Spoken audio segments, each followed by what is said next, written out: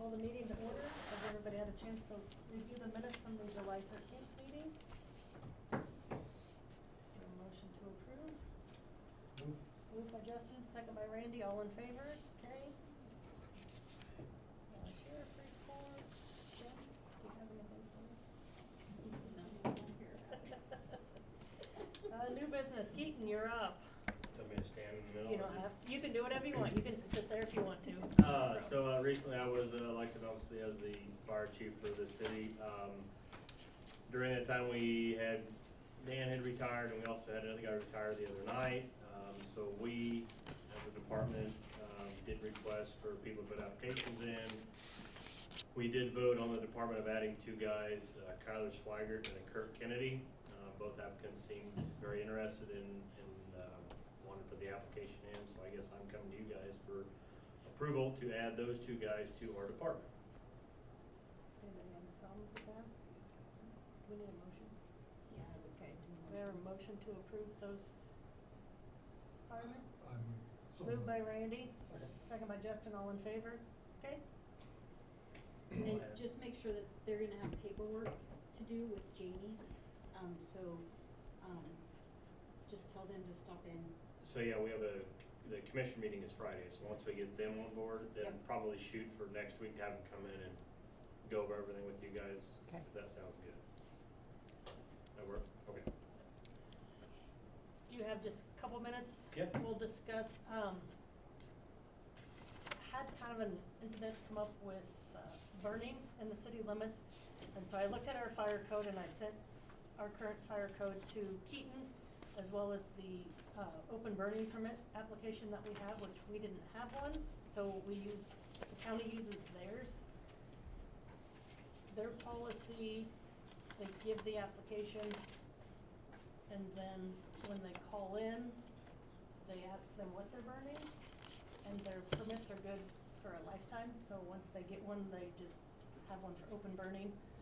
Obviously, in the county, you can burn trash, in the city limits you can't. So Keaton and I kind of went over. So what we discussed is you kind of made a rough scenario. Obviously, in the city, you can burn tree limbs and I don't want to say garden waste, but I mean burnable stuff on that side of it, yard waste, but you cannot burn trash. So we've kind of discussed is one of her drafts was anybody that applies for a city burn permit, fire chief, or I would say another elected official, probably in the department, needs to go and approve said burning. I think her and I kind of discussed if whoever calls in says they're burning such and such, and we kind of know where the location is and all that. I don't know if I need to go to every single one that requests that. So, yeah, right now our ordinance states that it has to be approved by the fire department. Yes. We thought that was a little excessive, and we could change that language to maybe required to be approved. Because I don't know how many people actually truly, I burned a little bit here and there, but I don't know how busy it would get. You know what I'm saying? If it's gonna be, we're gonna hand out 200 permits, I don't know. I don't foresee that, but I could be wrong. I don't either, and right now we don't have anything for fire pits, which we pulled, like Bird Cities does have an exception to where if they have a fire pit, they could use a fire pit without having to get a burn permit each time. What we were discussing too is if we do pursue this permit, they would get it from City Hall, correct? And then once City Hall, we sign off on it, we were trying to figure out how we would know at dispatch. Because I know there are farmers in town that have obviously a burn permit for the farm, but not a burn permit for in town. So let's say said farmer calls in and said, oh, I'm gonna burn some stuff at my house. Well, we gotta make sure that they have a city permit versus a county permit. We talked about charging $1 for lifetime. I don't know if, are we gonna get 100 permits, we're gonna get 50 permits, we're gonna get 200, $1? Is it gonna make more of a headache to do a $1 financial rundown of it, or is it they come in and apply for it? Because the county's is free. County should just go in, Bird City, it's $1 to apply, and you go to City Hall. And then I did visit with Cassie, and so when they do call in to dispatch that they're gonna burn, and they know that they're inside Bird City limits, they said, do you have a city burn permit? And then they note that in the call log, that so-and-so's calling in, yes, they have a city permit, or no, they don't have a city Yep. permit. So that's how the county logs it when they call Yep. in. And I mean, we kind of discussed, I mean, like I said, we kind of know the area of the city. I mean, if a said person would call in, I mean, we kind of know who's around and all that as well. So we don't want to just turn it wild for anybody. I mean, there would be probably certain instances that we would have to have either my approval of said location, address, or even, like I said, even if I was out, if we could have even the assistant chief come up and do a walk around, or if Amanda calls me like, hey, we got this address, can we go walk around it? I mean, there's certain stipulations I think we're gonna have to maybe look into, but, I think it's a good idea just to have it within our city, I especially think we city need to limits. have our own application, cause Yeah. using the county one, it doesn't fit our criteria. Example. Yeah. Yep. But I don't think anybody should be licensed, given a lifetime license for burning. I almost think it needs to be Make them come in and renew it yearly at least. at minimum yearly, if not every time that they're I'm open to burning. I mean, yeah, that's fine with me, like I said. Well, and I think if, hey, I got a mess here, you know, I'm gonna be burning for 2 or 3 days, I think they could put that on the application and not have to come in 3 different times, but. Also, I mean, if they come into you and say, hey, I've got a tree pile in the back and I'm gonna burn for 3 days, we might say, how about you just haul that to the dump? You know what I'm saying? I mean, Mhm. safety for within city limits. I mean, I would say if we've got a tree pile that's been there for 3 or 4 years and they just keep stacking onto it, and now that we're gonna allow it, might have to have a different conversation. But if it's somebody that has, or like a big storm comes through, I know that we do open up top there, you know, and that kind of thing, but if somebody just throws it in the back and then, well, I got a burn permit, I'll just burn it whenever I want to. I mean, it might be one of those we might wanna, there's certain aspects in certain scenarios that we might have to have a drive-by and an approval for that. But if it's a one-off, hey, we're gonna do it today, once a year kind of deal, as long as the pile's not extravagant, or if they're gonna say they're gonna burn for multiple days, we might wanna see what this multiple day burn is gonna be. Cause Mhm. that's, if it's that big a pile. I I took agree. 3 loads off, so. I agree not doing a lifetime one because that'll be a bookkeeping nightmare if in 2 years, well, I got one 2 years ago, we're gonna have to, And that's how it was when I was asking Cassie about the situation we had, and I said, do they have a burn permit? Yep. I said, when did they get that? 2023. Well, things change in 3 years and Yeah. conditions are different, and And I don't know if you do, I mean, I don't know if every year, if you do it like every 2 years, I don't know, or you do it like, I mean, that's, every year would probably not be bad either, but, or even every, I mean, chickens are every year. yeah, that's true. What is the county? it's a lifetime, once you get one burn permit, Once you you can get burn, what it's done. you know. And Cause what's a permit to build a fence, $10, $5? But, I mean, a building permit, I mean, I'm just, typically $5 depending on the cost of the project, so. yeah. Yeah, you know, I think a year is plenty long enough, and, you know, it's a minimal cost, $1 and 10 minutes of your time. even if we wanna charge $1, if we just wanna make them Come in and fill come it in, out. yeah. I mean, it might be more of a headache to track $1 than it is to just, It would probably cost more than $1. yeah. It would cost more than $1 to receive it in. Yeah. So I would do like $5 There or you go, that's even That's- better. Well, Well, make it nothing easy. or. $5 if you're gonna do like a yearly, but if Right. you're gonna do each time, then maybe they just have to come in and fill out a permit, so we know that they're burning. If you wanted to do it for each, I would probably not charge. That's what Just I'm thinking. because the point of it is to know when they're burning and to be able to stop them, right? Have So- control of it. Yeah. So for us, cost wouldn't really mean anything. Just to have proof that I mean, that's my They acknowledge thoughts. that these are the items that they cannot burn. And these are the specific dates that they're going to do it. So you Mhm. don't want them. If they said they're going to burn leaves on September 5th and they're burning December 3rd, And catch something on fire. Yeah. Yeah. and then we're scrambling looking for an old So burn would you permit. require them to call City Hall or require them to call dispatch? Because that would be, cause if they call City Hall, you look it up, yep, then you gotta transfer that permission over to dispatch so they know about it. So what I'm picturing is, we would take the permit, then we would scan it in and email it. Mhm. Do you have a fire department email, right? We could email it to the fire department email and carbon copy dispatch. Yeah. And then we keep the paper copy, but then both places know who has what. That's what I'm picturing. We I could, know could we're- we just create a running Excel document and then maybe, like once a month, if somebody comes in, we just add to the Excel document and go that route? We could probably do that too. I mean, that would be workable. I just, You could do a Google Doc I was where we gonna can say share A Google it. Google Doc, that way document, I you mean, could something, then you could put, update you it know, and- their name, and then on the top side, you put 26, 27, Yeah. 28, and you just put an X if they've submitted for it and paid for it. If they haven't, and they call into Burns, like, hey, you don't, this year, Yeah. you're not renewed this year. Mm-hmm. Could you come down real quick, fill one out, and we'll, you know, give you that access, you know?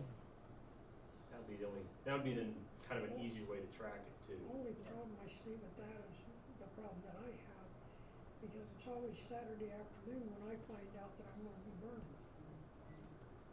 So that means that you can never burn again until Monday, cause you gotta call us, cause you don't. But you could call, as long as dispatch has a copy of it, and if you've got the permit, Yeah, and dispatch has the copy of it, you just call dispatch, hey, I'm gonna be burning inside city limits, I have a burn permit, and they can look up and say, yeah, in the city limits, you're good. I mean, that's how I look at it, is as long as they're updated as well. It's to the permit too, Mm-hmm. But if we could do a Google Doc to where Yeah. it's, yeah. That You way could keep adding to it, you know. everybody can look it up that needs to. But I think you need to have dispatch have a running document of it as well. mm-hmm. for Well, that's said why if we reason. have the Google Doc, we can just give them access, cause you can share it, everybody can look at the same You still ongoing. have to call dispatch, yeah. You still have to call it into dispatch, but you're just getting a permit through the city. So they're not handling our permits, so it actually is the permit that has, basically can't burn anything but tree limbs. So, So the burn permit draft would have the estimated date of burn and start and stop time would not be on that permit because it would be an annual permit, correct?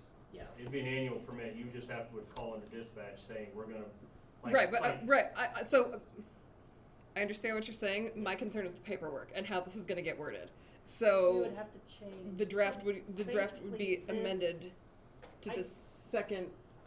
This is drafted by what our ordinance currently says, Right, minus the, fire we would department. But then we have to- eliminate these things if it's gonna be annual, and then they Mhm. would just need to call in each time, correct? Correct. Okay. But then we'll probably have to update our code. Oh, yeah, no, I There's know, a that's, couple of things. yeah, that's, There's a couple, and I left my corrections at home of what I had okay, to update that, so. to update the burn, Mm-hmm, okay. Fire code. yep, the fire and code. I kinda go with the 3 or 5 year, I don't really see a year, or 3 or 5, I can see. I think they need to come in at least, I would go longer than that.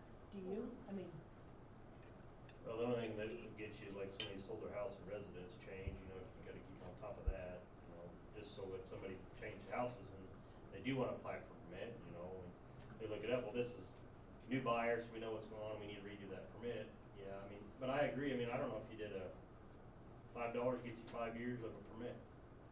I mean, that would be the only thing there, I mean, yearly I think is a good idea also, but I mean, it might be one of those, There's so many things that we have do yearly a- now, I forget half of them already. mm-hmm, I don't know, like I said, somebody coming in for a 5-year permit, they might only burn twice a year as it is, so I mean, well then I mean, especially if we don't charge, you come in and get a well, that's why I was permit. asking about what a billing permit is to put a fence up. I mean, $5 for 5 years, I mean, cause you buy a towing permit, what's your, I mean, 6 months.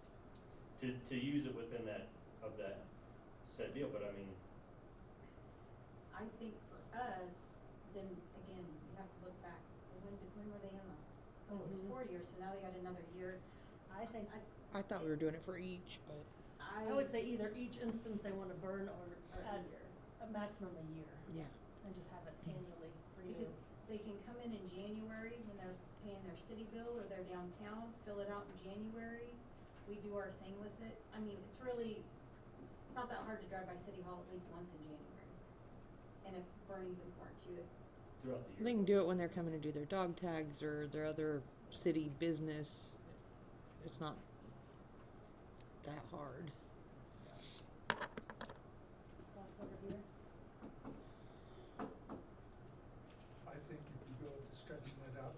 5 years, you're gonna run into the thing, well, I've just got this, and it'll be 10 years down the road.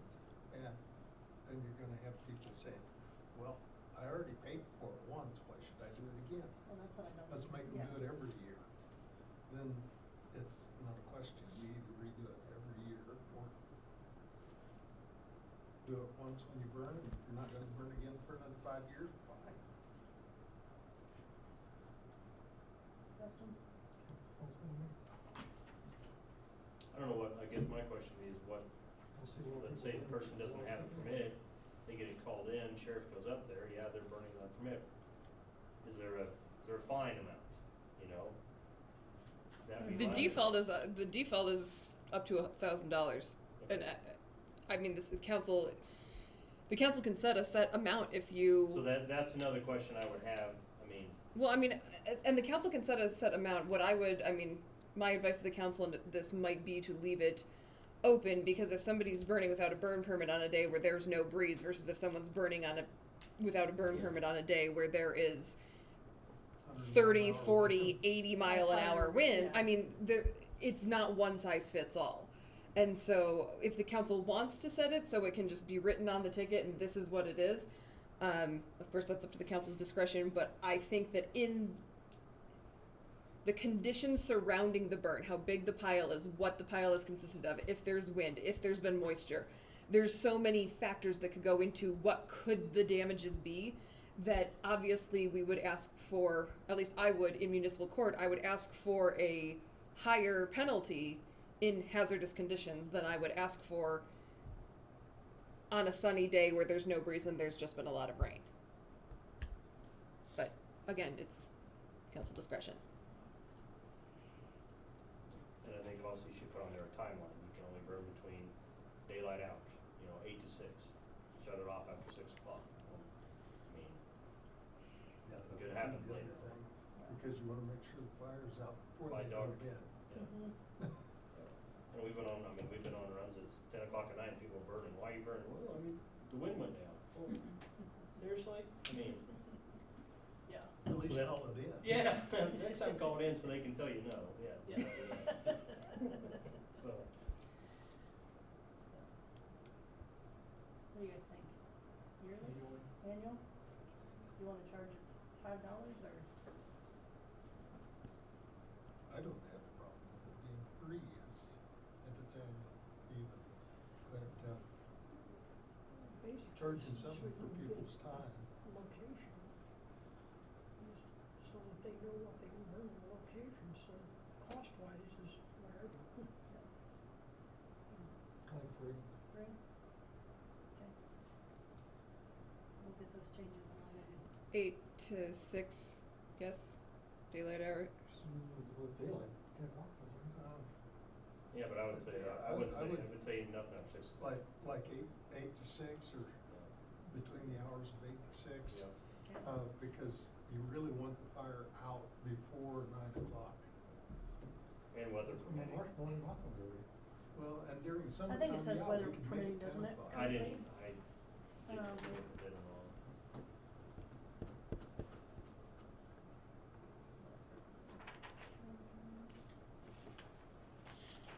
So that would be I'll something. get you a draft of it before we. And make sure they say weather permitting. It says Say- burning is prohibited during declared burn bans due to dry conditions or high winds. So we can. I would say pretty much a red flag day, then, And no, no for sure. It Burn pretty well bans, addresses no. it on there.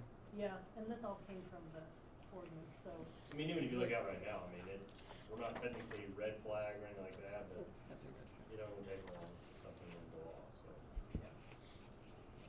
But few stipulations I have no problem with. okay. Yep, we'll get those corrections. What other changes? I have the annual, 8 no to charge, 6. 8 to 6, weather permitting, which we kind of We have. already have.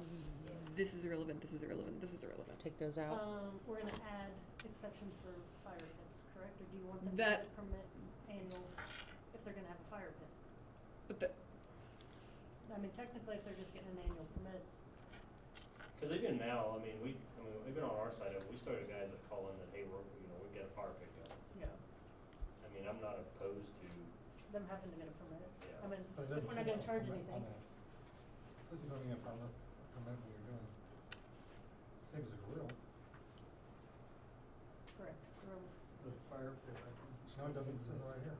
Fire pit, you could easily burn those in. What's that? I mean, a fire pit. Do we you could want to easily make burn. an exception for like a fire pit that's no larger than Well, 3 it feet in says all the diameter? dimensions on the thing right there. That's Bird Cities. Well, I thought it had on ours too. No, when we talked about it, No, we just ours went does over not that, have. and we just kinda No, it has referenced campfires in approved camping area provided that the fire is not more than 4 feet in diameter at the base. Recreational fires contained in a screened fire pit or screened outdoor fireplace. For the purpose of this provision, fire pit means a self-contained unit made of non-combustible material which sits above the ground on legs and is commercially designed and built for the creating and maintaining of fire. Are you in Bird Cities? Mm-hmm. Yeah, I mean, that's just, that, pretty cut I and dry. really like the one, what they had in. Mm-hmm. Yeah.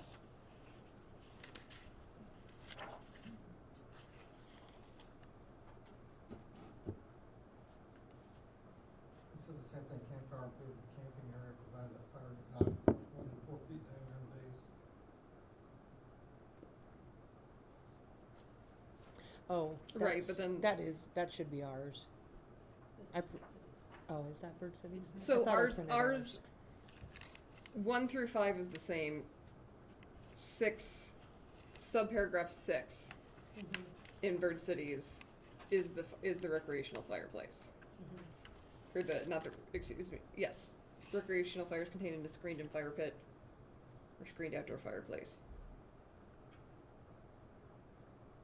So do we want to add that exception to our code that does not require? Because I don't think they could burn a tree limb.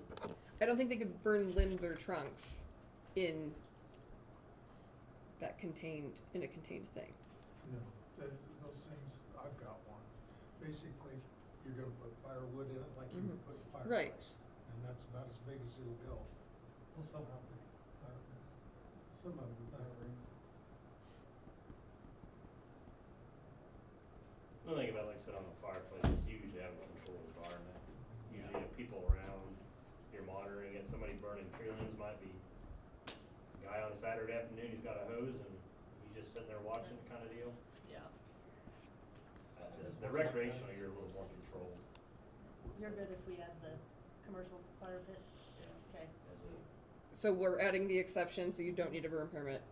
yeah, I don't think you need. For a fire pit, okay, For the fire okay. pit. I think that, like I said, that's more of a controlled and most likely more people are aware of the situation rather than, like I said, a guy just burning tree limbs on a Saturday afternoon kind of deal, so. I think there's more Okay. eyes and control there. Okay. We'll get those corrections and I'll get that email, Okay. the draft to you, so you can double check it before we approve it. Yeah, That'll work? yep, yep. Okay, Good anything with it. else for Keaton?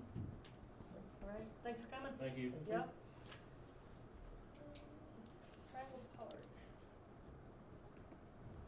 Scott. Carlin, who's up? Scott. Scott?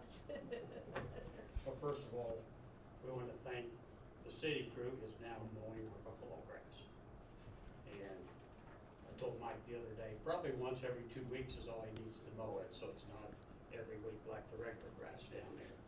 But anyway, thanks for starting to mow that. We have applied for a grant to try to simplify things down there. And, grants over here at the foundation, we're wanting to, where the horseshoe pits are and stuff, we wanna go in there and put weed killer on there and put pea gravel on there, probably at least 2 inches thick, to make that look nicer and everything there. We're asking for some money to do a little bit more electrical work so we can have electricity inside the building.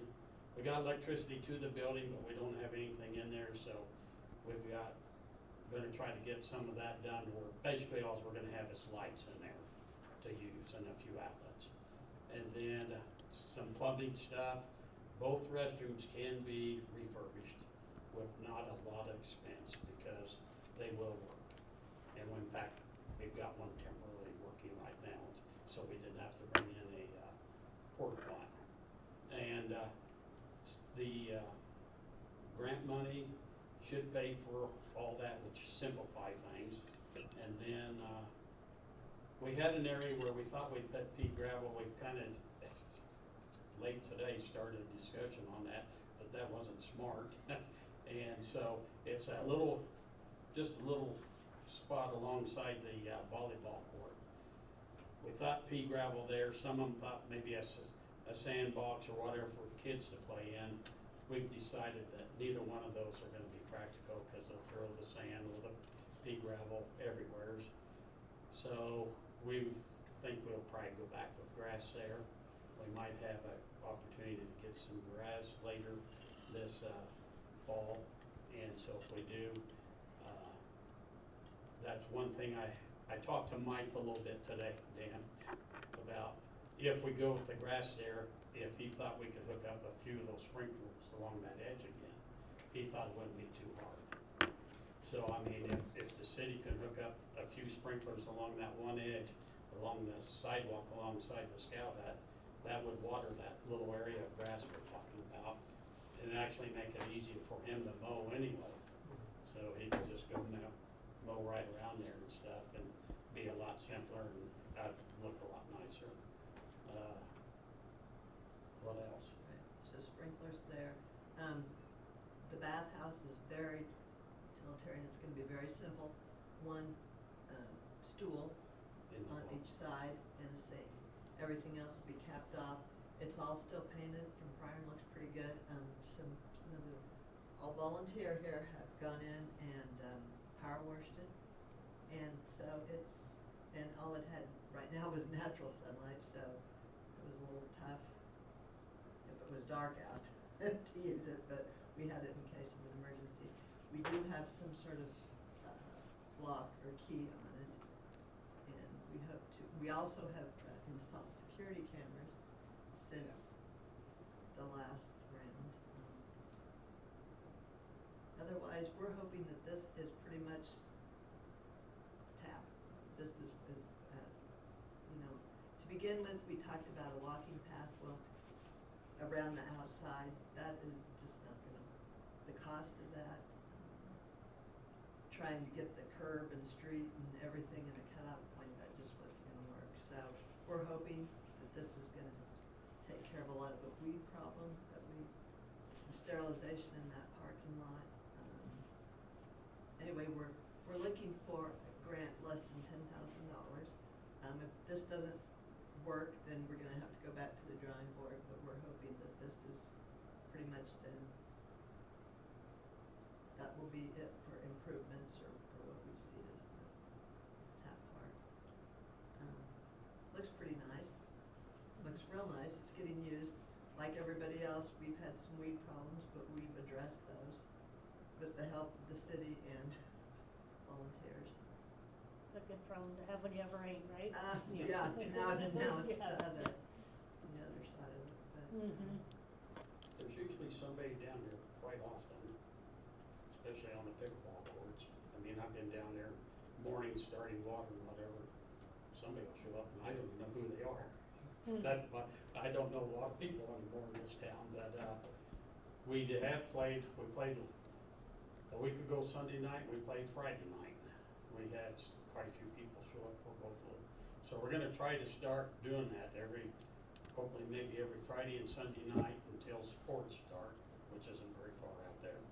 And then maybe go to Sunday and Wednesday nights, we don't know, but we're gonna try to get people involved. Hopefully, once we get the horseshoe deal cleaned up, maybe the horseshoe people, there's two guys that were so gung-ho, maybe they'll get something started on horseshoe. And, so that's what we're hoping for, just to clean the place up and have it looking nice year-round. So the bathrooms will just be summer months? Yes, we'll I mean, as soon as it's time to shut down water for the grass and everything else, I'm gonna fix it so there'll be, where we can just turn some valves and drain all the water lines like they had before. But the showers, I'm gonna eliminate all the shower stuff. It's out of there. Once we get in there, I'm gonna cut all that stuff out of there, so there won't be anybody using the showers or anything like that. It's just gonna be the stools and a sink And lights. and lights and, yeah. So there's fencing, leftover fencing that has been installed where you came in the front and went either boys or girls, Mhm. so that you can't get into the middle section. So if you're in one of the restrooms, you don't have access to that middle part. Unless they take wire cutters in there. Well, I mean, if they went in that bad, there's not too much in there No. right now, but, a lot of volunteer, a lot of hard work right now. So are you gonna still keep the committee going? You know, Because I just wanna know about like replacing vents later down the road or more paddles or whatever else needs to be done. we have talked about that, and, you know, we look at this as, we hope to get things rolling. The rec commission has been, but there's nothing official. They've been very supportive, along with the city. As we get further and the project gets what a lot of people are considering pretty much done, we don't really necessarily have the committee. You know, it would be good to maybe, much like our parks committee for the city, to have something like that. We have about, what, $3,500 still that we have used like for incidentals that have come up, like signage, tractor sprinklers, hose, plumbing parts, things like that, so that we can take care of it. That's a good question. We're not gonna be here forever. So, The we'll see. biggest maintenance part down the road, and it'll happen faster than we would like, is repainting the pickleball courts. And Much the- like the basketball courts. I Yeah. mean, it just takes, you've got to, or the pool. There's going to be, Yeah. there's going to be some expenses, but minimal. Minimal amounts. Right now, we're taking like the volleyball nets down seasonally. And they go in that little concession stand area. We really don't have any paddles, tap paddles. People are, you have to Yeah. supply your own. And horseshoes? Pardon? Did you have to supply your own horseshoes too? Yes. Yeah. Yes, we do. Or, you know, we talked about cornhole. If you're gonna play cornhole, which could go over there in the horseshoe pit too, go the other direction, you bring your own. We don't have that, at this point anyway, you know, maybe. Yeah, I think if people want to play the cornhole, they can set it up either on the buffalo grass or over at the, where the horseshoe deal is, Mhm. wherever they want to set it up. If they bring a couple boards, they can set up and play. That's what it's for down there, so. We're finding like everything else, it needs some shade. And maybe down the road, we can plant some trees, and that can be some things we can look at too, but much like the band shell, we probably won't be around to enjoy that shade. I'm wondering on that grant, have you guys already applied for that grant? Yes. Is it in the city's name? No? We went under, Everything's been going through together Cheyenne County. Fantastic, okay. I wasn't sure if we were gonna have to do like a pass-through. Okay, I'm playing pastor for this. Perfect, perfect, okay. Anything else for it? Well, we appreciate all the hours and work you guys have put into making the park what it is. It's an asset for sure. So, appreciate it, thank you. Yeah, Yes. thank you. Uh-huh. and thank you, Dave. Oh, you're watching. You still take our phone calls, so you know. Catch me on the right day. Yeah. Nothing to watch on TV. Okay. See you, Keith, and see you, Carla. Bye. St. Francis Equity Property, I visited with, Michael Baxter, and he had everything worked out with the title company, and went back to High Plains, and they said, nope, they have to have fee simple ownership, which means they have to purchasing, that's a deal breaker for them, that just having an easement or lease agreement from the city. So, So what they say? they have to have fee simple ownership, meaning they want to own the land that the scale house is on. And we had decided we weren't gonna vacate that road, so that's where we're at, I guess. They could relocate the scale house. I just think it's so many utilities back there, it's just, can't really rebuild anything right there.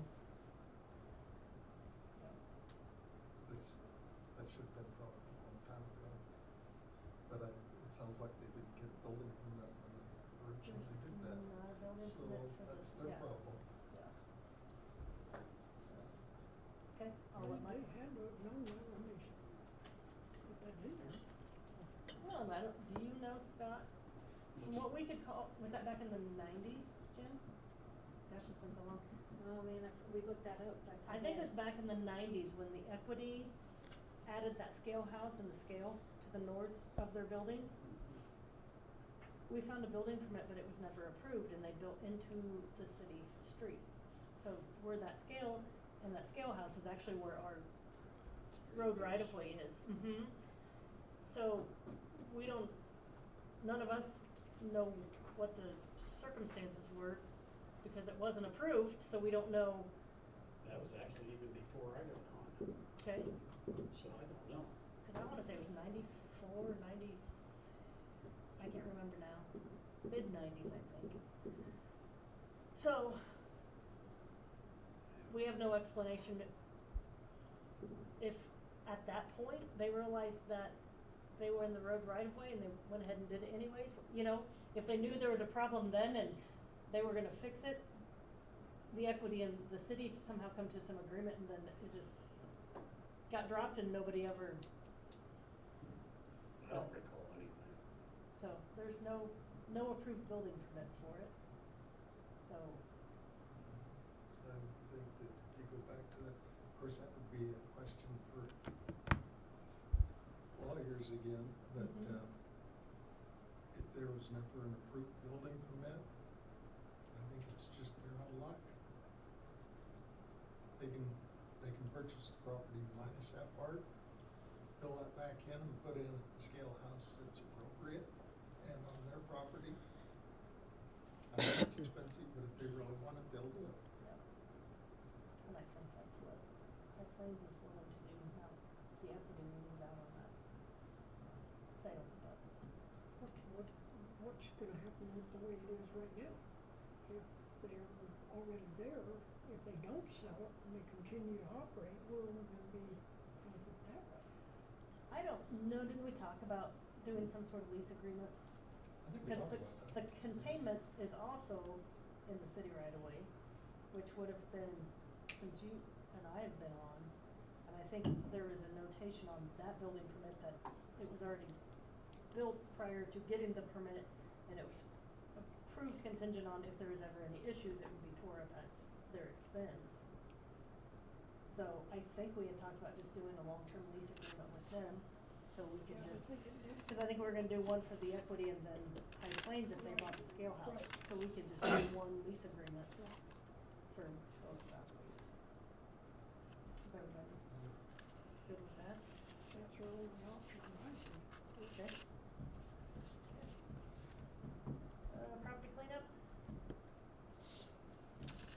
I've been there, so, that doesn't go with it. But I got some mowing letters down and stuff like that.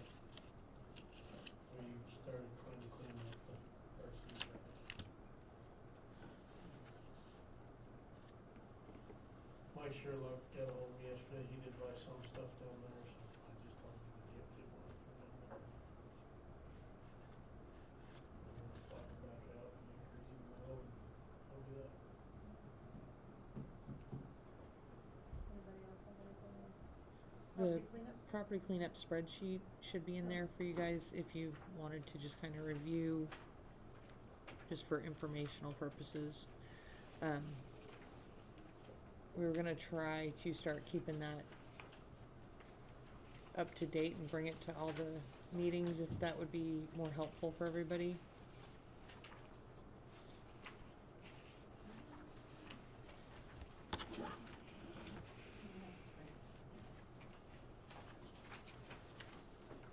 That's all right.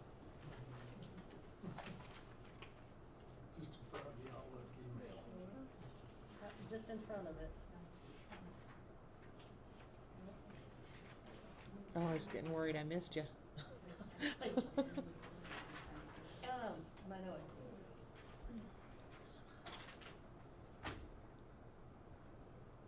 The one on River Street, I meant to bring that up last time. We've sent out one mowing letters for, ever since I've been superintendent, but the whole place is starting to look like, Is that the one in red? yeah.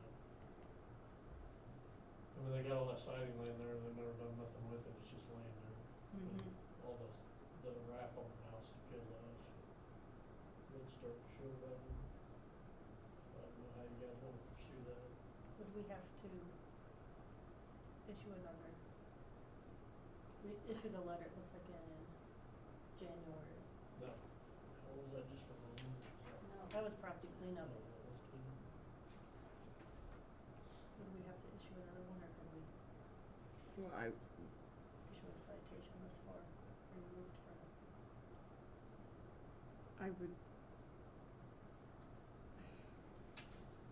For due process, I would think sending another letter to start over. I mean, if the ball got dropped somewhere and it has not been issued, I mean, at the point that it's accruing $25 a day in penalties Go back that far? to go back that far is questionable. Yeah. So I would say start the process again, make sure that it's not,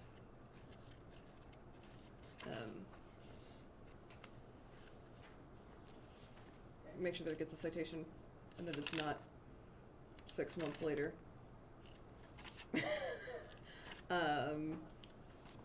The fire code violation, that's the fourth one down. I don't have a copy of the citation up, but it did receive a citation and the court date is the 18th of August. So, that matter has been set for trial. What about the one you went to look at? That's that one. Riley, do you want that? That was interesting. Oh. I haven't been back by though. I haven't either, to see if they cleaned out the trailer. Yeah, I heard the trailer's gone. is the trailer gone? That's what I heard today. I think trash guy told me it was gone. The backyard looked better. I haven't seen that. About That would be the thing I would want to know is if that backyard's cleaned out. Cause she was working at it, but the kids that she's got are helping her, probably not real helpful. Yeah.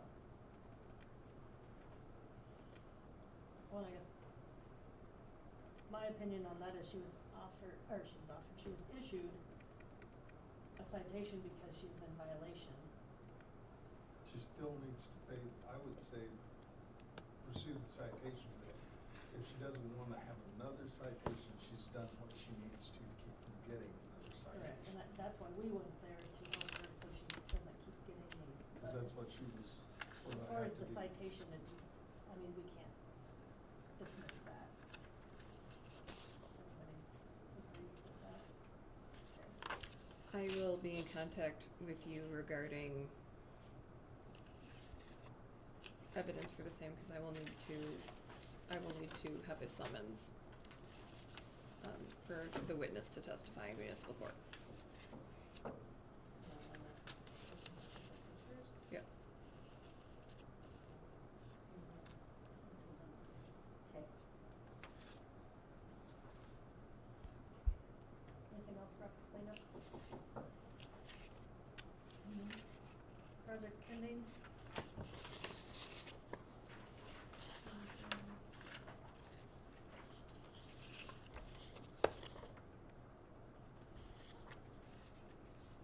How long do you think the access will last?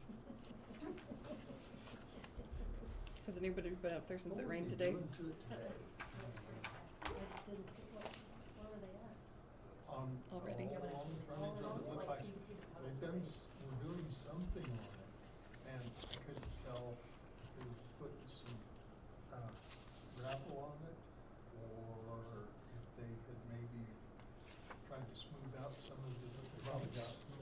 access road, Yeah. maintainer just put his blade down trying to Is that what? smooth it up. Yeah, you can see where the maintainer was I didn't, off the high points. I was at work, so I didn't see. what Yeah, I they rode did. the bike up there when I saw that, I thought, what are they doing? I did see. Put the blade down and just trying to knock off hides, chunks Well, and yeah, spots. 'cause after they got done with it, it was kinda like driving on a Washburn County road. And that was no fun. It was like, okay, what was the point of that? And now instead of having that much asphalt, we've got that much asphalt. Overlaying. But if they ever offer it to us again after this, I would say, let's just take it and then start some planning and take a block or 2 blocks every year, tear it out, do it right. I think, and then I would say you make an agreement with the state, that's not the right of way anymore, it's ours. That's ours, not theirs. If they wanna use it, well, then here's a fee. Yeah, I'm right there on that one, so. And make our own, whatever that word was, we're looking for the agreement, make our own agreement, submit that. This is what we want, this is how we see it needs maintaining. How many blocks are there? 8, 9, 10? I've never counted them. Drive them all the time. Yeah. I'd have to get up, my back hurts. But, yeah, you know, if a guy would know that you're planning it, you can plan it into your budget, as you're budgeting every year. We're gonna do this much of it this time. Hopefully we get, and hopefully we get it done before their fix goes completely fine.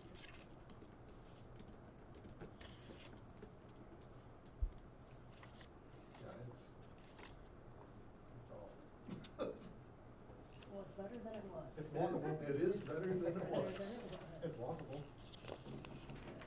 Alright. How was riding the bike down it? I didn't go down on the bike, I just went up by there. It's rough enough just walking on it, but. Anything else on projects pending?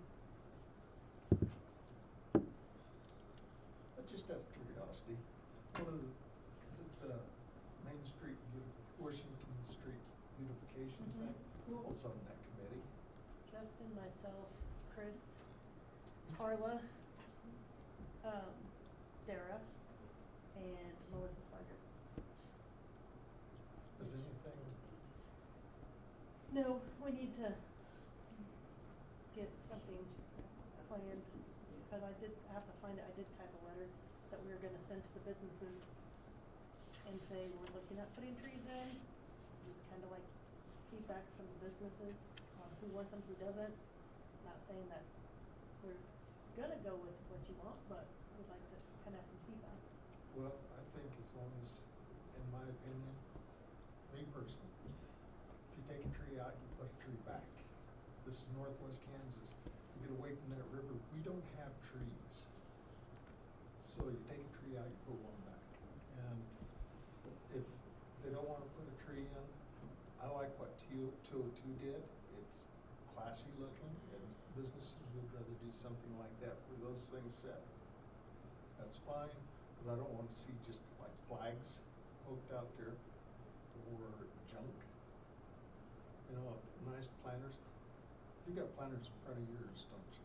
And those look good. Mm-hmm. I came in when I first got here and asked permission from the city that I could put flowers out every year and put a Christmas tree there to decorate it in the Yeah, wintertime and 'Cause, and that looks good. use it. And if people are willing to do that, And the thing that we're trying to make it look somewhat uniform and plain and not just a tree here and a planter here and an artwork here and try to get some sort of, continuity. Yes. I get that, and like, if it was up to me entirely, they'd all be trees.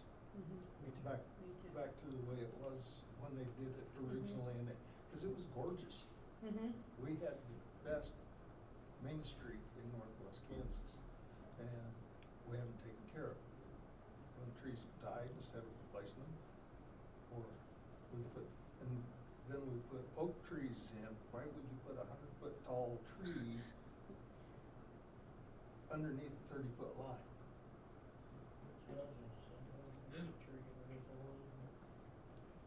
I mean, ideally, when they were doing the project, it probably should have gone to all underground lines at that point, but I'm sure that that was not an option.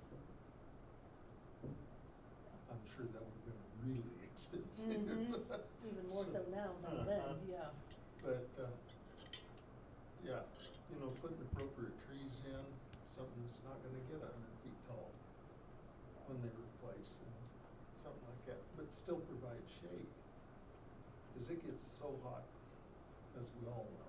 And you notice where people gravitate when they park, a few trees that are left, so. Yeah, we'll have to get on that and then. Okay. Yes. Anything else?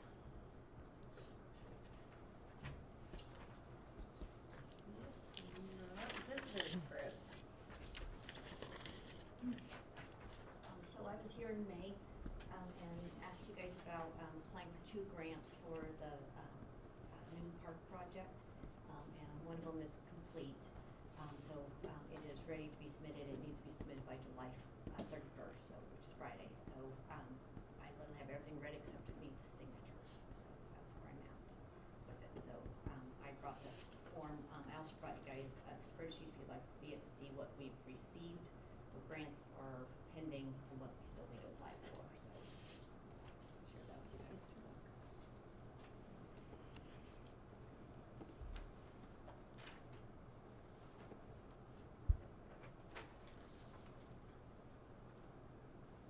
We've already received, a little over $71,000, with this grant that we're applying for. We'll have $930,000 in grants pending, and still have $248,000 more to go. So, but, Do you have an extra copy of that? I do. Thank you so And what much. is this grant that you applied? So the one that we're applying for is, I just have it as LNW, it's the, Kansas Land and Water Conservation Fund. So we can apply for up to $1 million, but we're applying for $600,428. So this is kind of our big one, so. And they like to support park projects, so. Good chance of getting it, so. And on, just this Yeah. signature sheet stuff. Yeah, I'm make sure it's on it. confused by it says something of the results of the bond election. Yeah, so if we were applying for a bond, we would need to notify them if it goes through or not, but since we're not, it's just, so the only part, so basically the front half of it just shows exactly where's the money coming from is what they want to know, Okay, so. so the 210 is the, Yeah, so the 210 is that's the last grant we'll be doing, which will be the block grant. And then I've got the 85,000 that we've received. okay, And then, our other source is the 330, which is pending, and then we're requesting from them the $600,428, which those two numbers come together makes the total that we need. So this is showing where the other funds are coming from, so. or did you?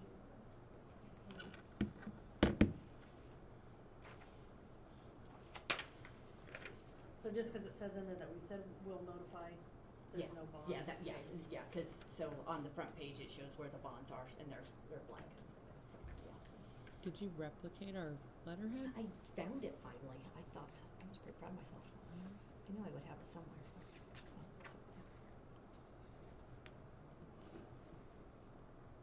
And when would you know of this grant? I have to submit it by Friday. But when did they? Oh, we won't know until January or February, so. Yeah, so we have a few other grants that we are looking at possibly applying if it's not looking hopeful on this one, so. They're supposed to kind of notify us if we make it into the final round or not, so.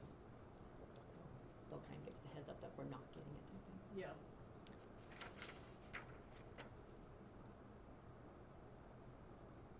Any questions?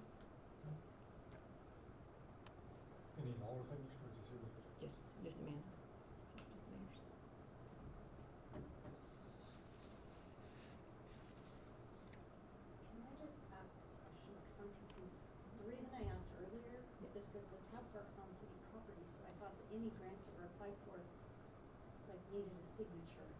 So this, from the mayor, and I know this is the Yeah. park thing, but that's why now I'm confused, because for the park one, you're asking for a signature. so, And, so you see why I'm confused, Yeah, cause no, then I do. before, since it was a city grant, especially from them, they would like need We would our have to get our- permission So- to do that. and I'm not positive on this, but my understanding was is the city basically was leasing park so that they could do all the stuff, and then when they were done, it was going back over to the city. That was my basic understanding And of I'm, the TAP project. and I'm not questioning what's been done, it just gets confusing, cause on With some this one, you grants need it's a on city. signature. Yeah, I know. They got a And- grant. Well, and Uh-huh. so like we've got other grants we've applied for that don't need to go through the city, so they're Okay. like strict through together. So there were just two of them, the two larger I mean, ones. even We can't apply as a nonprofit, it has to be applied for by the city. So that's Okay, what 'cause- these two. But I still thought the grants, if it's on city property, the city had to, So, And then what would happen, I'm thinking back to the RC part, just cause of that came up, and maybe you guys, maybe I don't understand the lease part for TAP, but what usually would happen is the city would have to sign off on the grant. The foundation or whoever would write the check to the city, and then we would have to issue a check to the entity, and then they were responsible for their stuff, so that's why I'm just a Yeah. little confused, and I just wanna make sure that, just because I'm the one that issues So the checks, I when- don't wanna. yeah, so when we started together Cheyenne County, we did that so that way not all of the little grants had to come through you guys. So that was kind of some of the background on that. So like when it's just a local community foundation grant, you guys aren't having to deal with the, $5,000 grants. It's the I mean, big just ones, as so. long as the council's good with it, since it's on city property, I'm having a hard time processing.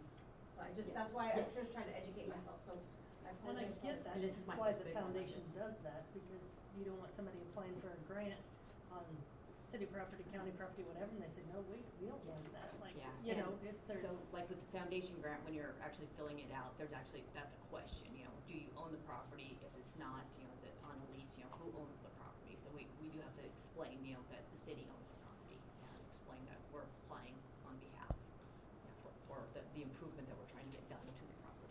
But you don't have to have approval from the On that city. one, them and the Hansons don't require, we just have to put in there that why we're applying for it, so.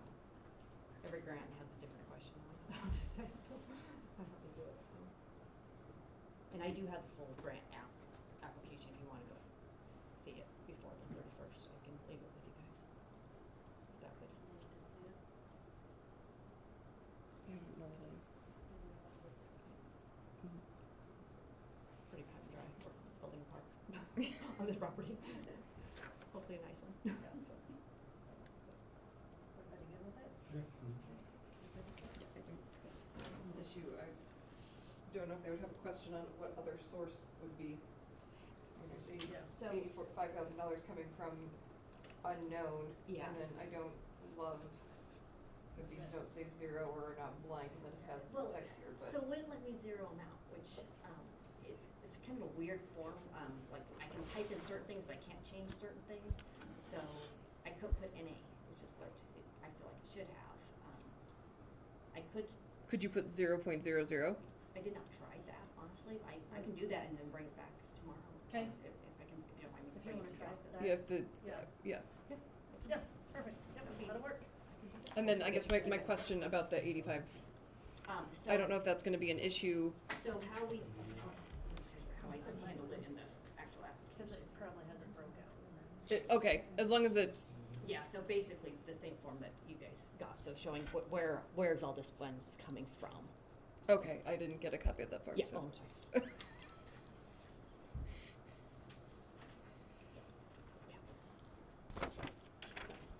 So I'm, Ah, So yes, then- okay, yeah, so explains where that money came from, perfect, so. thank you. Alright, yeah, if you wanna work on that and then Yeah, I let me will do know. that. Thank Okay. you very much. Um, Are there any other questions on these? not on this, I had a question up at the roadside park, the front bathroom on the highway. Uh-huh. It's not in the big glass, but the smaller glass right on the east side, over at the men's side, has a list of the churches and pastors, and that thing is Very, very old. very outdated and Um, probably needs And actually, the big banners in the middle, Uh-huh. they're very, very outdated and very big. Well, I knew that was a bigger chore to get that big glass off, but I didn't know So- if that smaller glass was a little bit easier to get that list of, Unfortunately, it's not, it still takes two guys and some screws and it's, cause I don't know, there's some flyers behind glass also that are from 2020. yeah. That was the last time it was off, so. We have a lot of, I almost wish we could take the glass off and just let people use it as a bulletin board. I don't know if that's. Probably It's a wouldn't good be- place for an electronic bulletin board.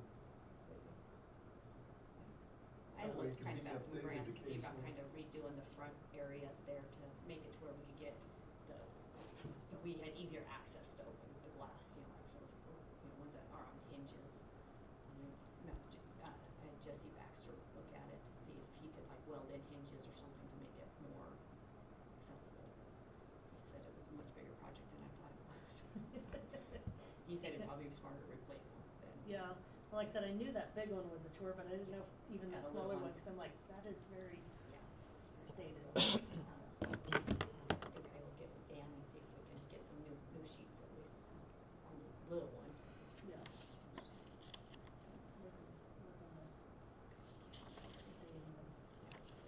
And then, we do have all the new folders for all the, brochures also, I'm just waiting until it's painted and then we can replace all of those. Some of those are kind of falling apart at a bigger speed, they're all such and so, one broke and then it just, they must have their expiration dates. Very good. Thanks, Chris. Thank you. Uh-huh. Theater report. They didn't have a whole lot of people there when I went, and they were, I don't even know if they were gonna finish the meeting, so they haven't provided us with minutes or anything, so. Okay. Pool report. Dan, do you have anything from pool? Like she's pretty much closing fair weekend. And then I have election. complaints about that one. Why is it closing before school starts? The weekend after fair, school doesn't start till I think the 18th, then I think, I think they need to stay open at least till school starts. Yeah, I think so too. I'd really like to see them open Really, till 'cause, September 1st, but. Sometimes they have the events during school to go through too. Aren't they open on the weekends? Open on weekends, but why are we didn't open till late because of the league. Why not stay open till the lifeguards are having to go back to school? Yeah, Do you want me to read the schedule so everybody's aware of it? If you want to. It looks like,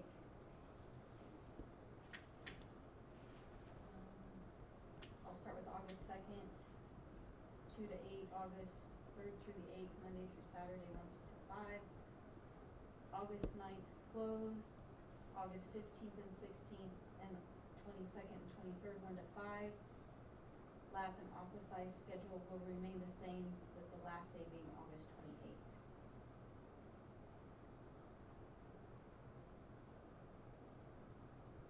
So yeah, it does look like August 9th is closed except for the weekends. and I don't see why they're not staying open until school starts the normal hours, like they've been doing since they finally got open. I don't see any reason they can't. Unless there's a really good reason, I think they should stay open. We need to check to make sure the kids can stay and work. Cause we've got some that's quitting early up there, because they've got College. some other projects they gotta do before school, so I need to find out if that's part of the problem. And, but if they don't have something, I'd say keep it open. Yeah, and they can't all I'm have- sure we get chlorine enough to stay open in August. But We're Would be burning the through, end. we're burning through it fast this year. We got like 4 barrels left and I hate to call Wichita and have them haul out 2 or 3 barrels. But school starts the 18th, so I mean, you're only staying open an That's a week. additional week, 2 weeks maybe. I just need to see where we're at, cause I think they said we had 4 barrels left and they told me that it was for 4 weeks.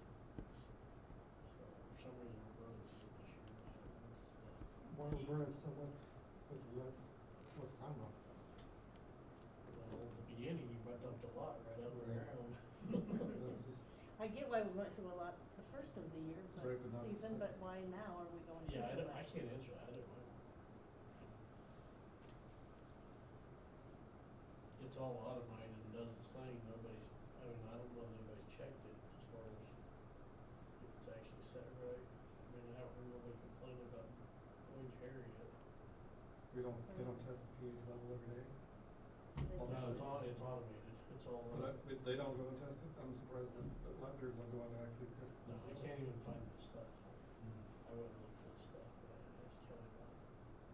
Cause that would be like a secondary, Double checking your yeah, it's equipment to like, make sure it's just working. because it's automated doesn't mean it's gonna work. Mhm. Yeah, I don't. I looked the other day and couldn't find the stuff, Kelly didn't look for it.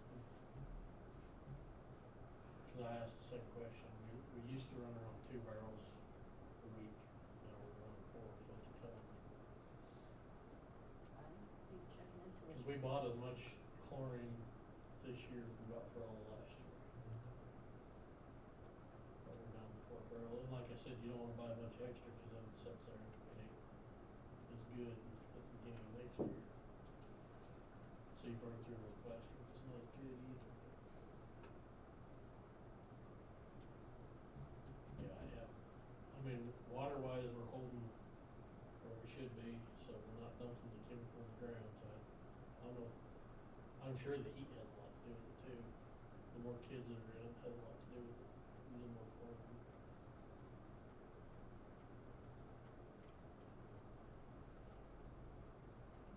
But I mean, I can see if we decide to stay open there, I'd see if we could get some chlorine somehow, just a few barrels, but it's tough. So any other like local, like Goodland or whatever? I don't know what they use. And we've invested a lot of money in that pool. It seems kind of silly to shut it down before you have to. Especially being a late And it start. makes a lot of people unhappy.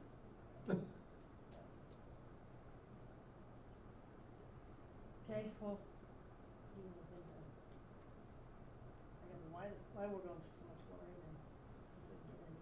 I don't know what to give you for answer. I Yeah. mean, I've already asked and looked and tried to figure out, like I said, it could be temperature, there's so many factors to chlorine. And I'm not like one of them lab guys like you had in there before. Big Gordo out there, he'll get you down to what's going on. Yeah. But he went to school for that stuff, I did not. Superintendent report. So we have another water leak on North Street now.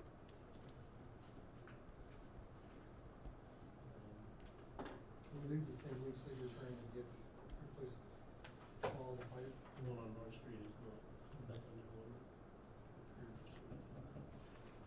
The one on Emerson Street that had right before I left is, that's the one we're trying to get our stuff to replace the main or whatever we decided to do, but I need to sit down and get all that stuff sent in. Since I was gone last week, I didn't have time to get it all sent in. I was thinking about that, I see, not, in the past, semi trucks parked right along there. On Emerson? Yeah.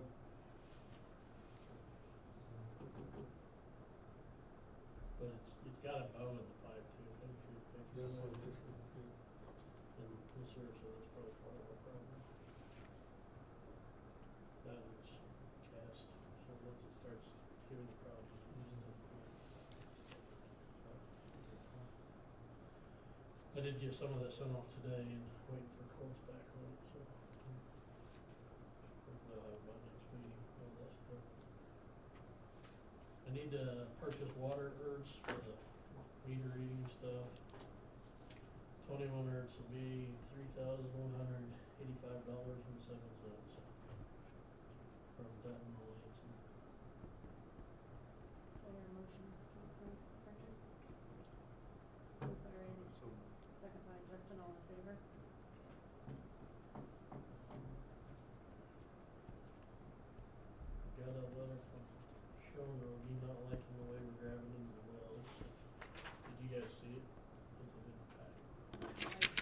I I'll gave just her pass it one around. and I didn't get them in the packet, cause when they came I've in. already told the guys, talked to them. They know, so hopefully we get straightened out.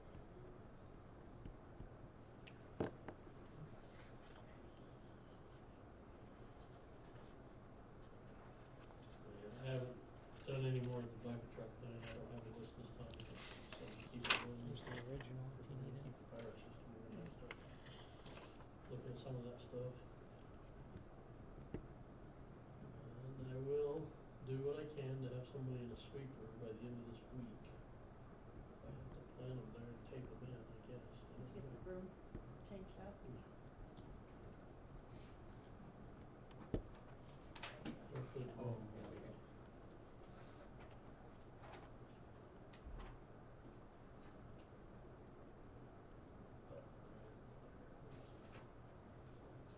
Still working on quotes for the, power plant thing? What's that? Still working on quotes for the power plant thing? I need to get on that, yes. Again, it's one thing on my list, but I was gonna, if I can get it all done. So I'll call next week, this week, next week, hopefully by next meeting I'll have both. No.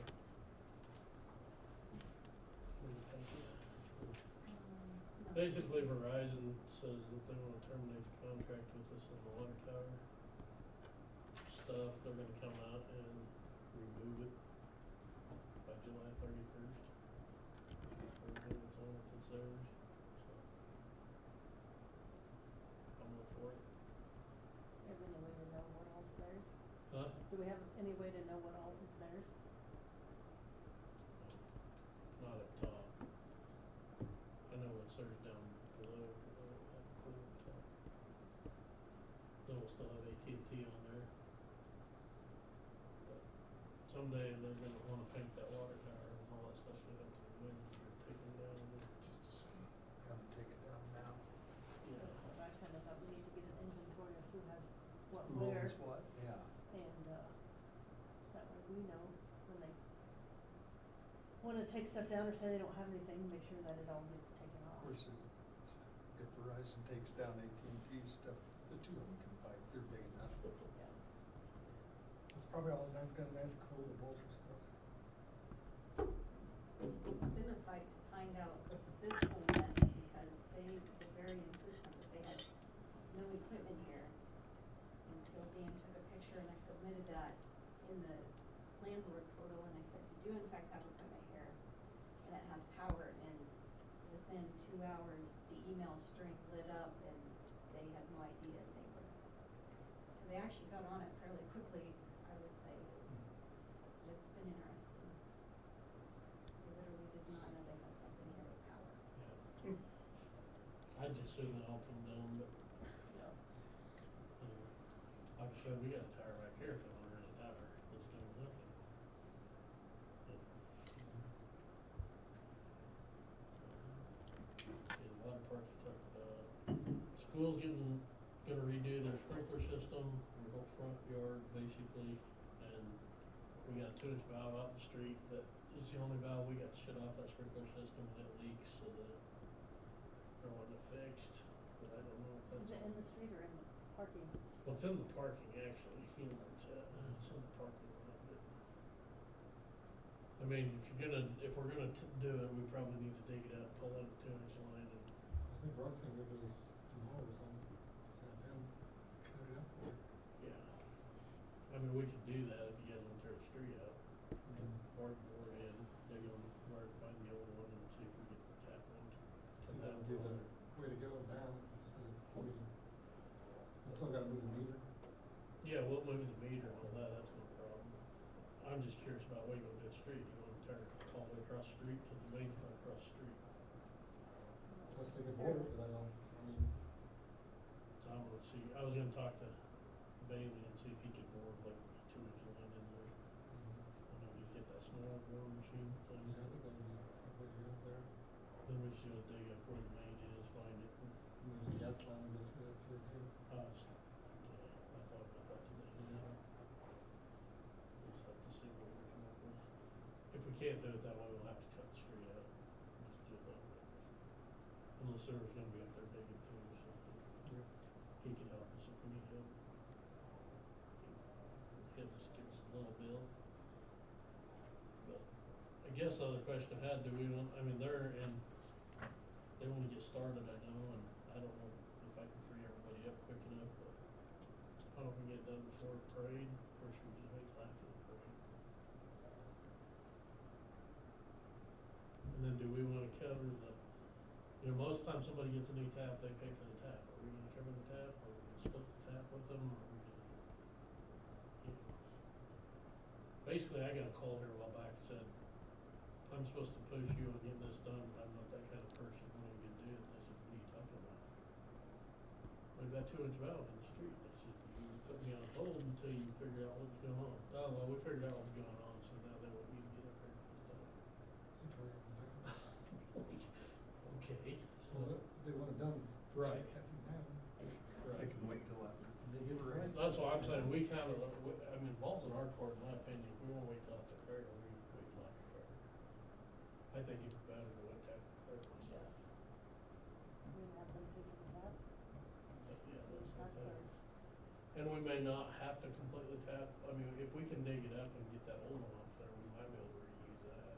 Then it's just a matter of a little bit of poly line and we can do that with, I mean, won't be a lot of money, but whatever you guys think.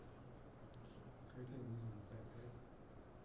No, we're gonna put the pit out by the curb. I see. They're gonna, in fact, they're gonna start tearing that up and pour a big sidewalk all the way down through there.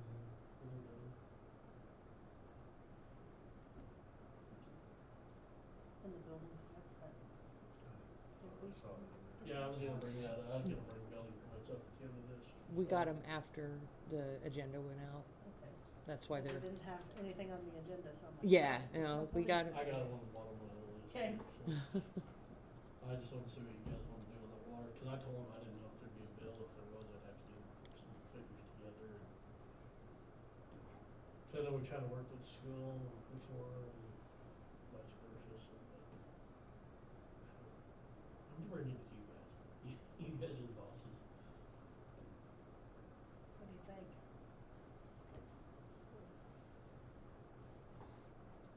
I think they've been pretty accommodating, I think, pay for the tap. How much is the tap? I just have to see, I mean, if we do it, we do pretty. The last one, okay, the last 3/4 inch we did up there, we had the sewer due, that was almost 3,000. I mean, that, we should need that.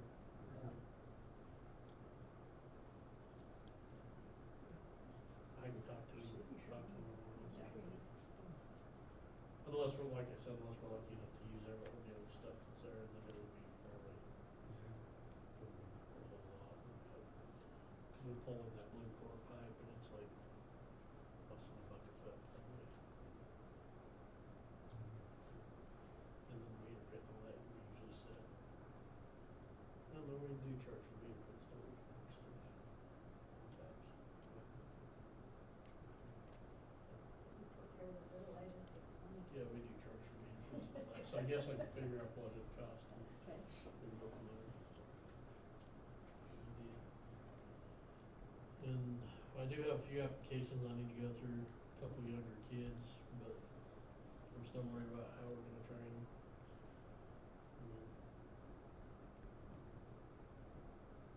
I know one applied, that wants an apprentice lineman job, but promised he becomes an apprentice lineman and I get out training, but I'm technically not a journeyman, so. Is there like if someone is really wanting to do this, is there a place you can send them?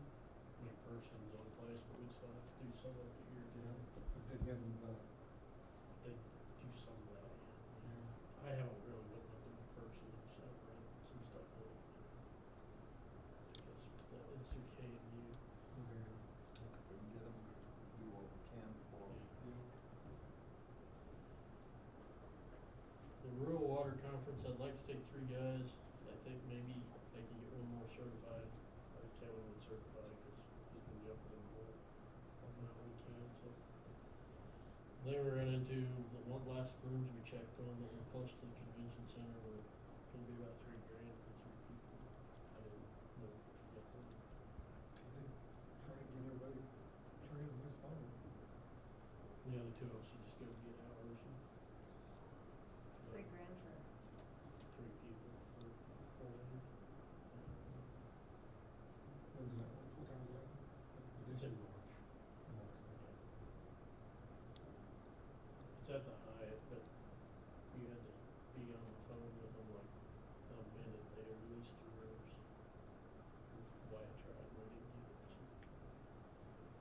And I bet the next closest one that was $3,000, I don't even know if we can use that one now, but I'll sleep in the pickup before I sleep where we stayed last year. Just thinking about an Airbnb or something for that kind of Yeah. money would be a lot. Well, that pays for like food and stuff, doesn't it? That $3,000, no, that was for the room. That's just rooms. Yeah. We can do, we're gonna do some more looking though, I just was telling you. We can give it, send them 3, get everything else taken care of. I'll let you borrow my tent. I ain't sleeping in no tent where we stayed either. Them people scared me. Who's not taking our camper And either? I'm after the scared stuff you easily. described. Where's it at? Convention center, Kansas City, is it? Wichita. Could be. I stayed in the same motel several years ago. Didn't mirror the whole people I had this last time I was there. In fact, they went through our truck twice. We pulled stuff out from their toolbox twice. The guy next to us went to like his toolbox was open. Take the Crown Vic. Well, she is. Spotlight. They'll have to borrow it for a few days. Dang it. And Ward will be here tomorrow and look at the substation. They're bringing a guy that, I don't remember what the name of it is now, but he's with a company that does substation work. He's gonna give us a price. What some of that stuff costs to go through. Get looked at. But that's just for like switching from the power plant to the substation, stuff like that. And then they go through the sub, give us a price on what it costs to do that stuff. They'll be here at 8 in the morning roughly. And now, I guess we'll do building permits. Did you say all the way on? Enrique come in late, but I think it's, Where's Enrique's? it was laying on the bottom. I know, but Oh, it's on They- here. It doesn't have the address is a phone number, yeah. so I'm not for sure which property of his he's It's, yep, it is, on 4th Street. yeah. One of them is putting on the back, he's adding onto the back Back of the garage. garage, or it's actually the front of the garage, you can go in his backyard. It's got a little 20-foot. Between the house and the garage, 4th. And then the other one, they poured the driveway up front. We already did that. And then, I think that's all we had down on this one. You talked about another. What's fund this one here? for- Yeah, that one, that's interesting. Which one's that? Dan One on the that's the phone. south, Oh. what we're doing on our. He tore down the garage. He already tore it down, so that's why I didn't sign it, I was gonna make sure. They can put it back up. Yeah, I didn't know what he was putting back up. They can put it back up and then we'll approve it, then he can tear it down. Yeah. Well, at least you did. But it does, yeah, I noticed it really doesn't say what he's doing. Yeah, that's,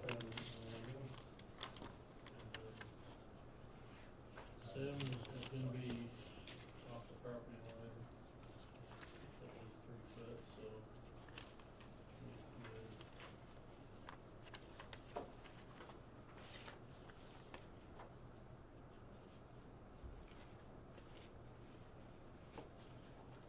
I think Enrique, does he get 2 permits in it? Yeah, is that you? The other one's another 24, 26. I didn't know if they were the same or. The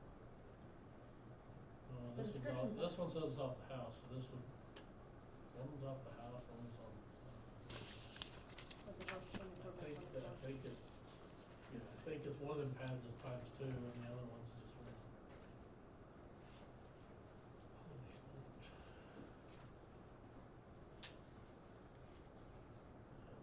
Yeah, the high school, that's all the concrete out front from the corner to the gym. Northwest corner of the gym, front of the other building, all out front, except they're not doing anything like the side curb on the west side of the building. The sewer's gonna come in and dig all that torn thing down to the street, and then they're gonna put in sidewalk here and stairs. Let's go to a motion,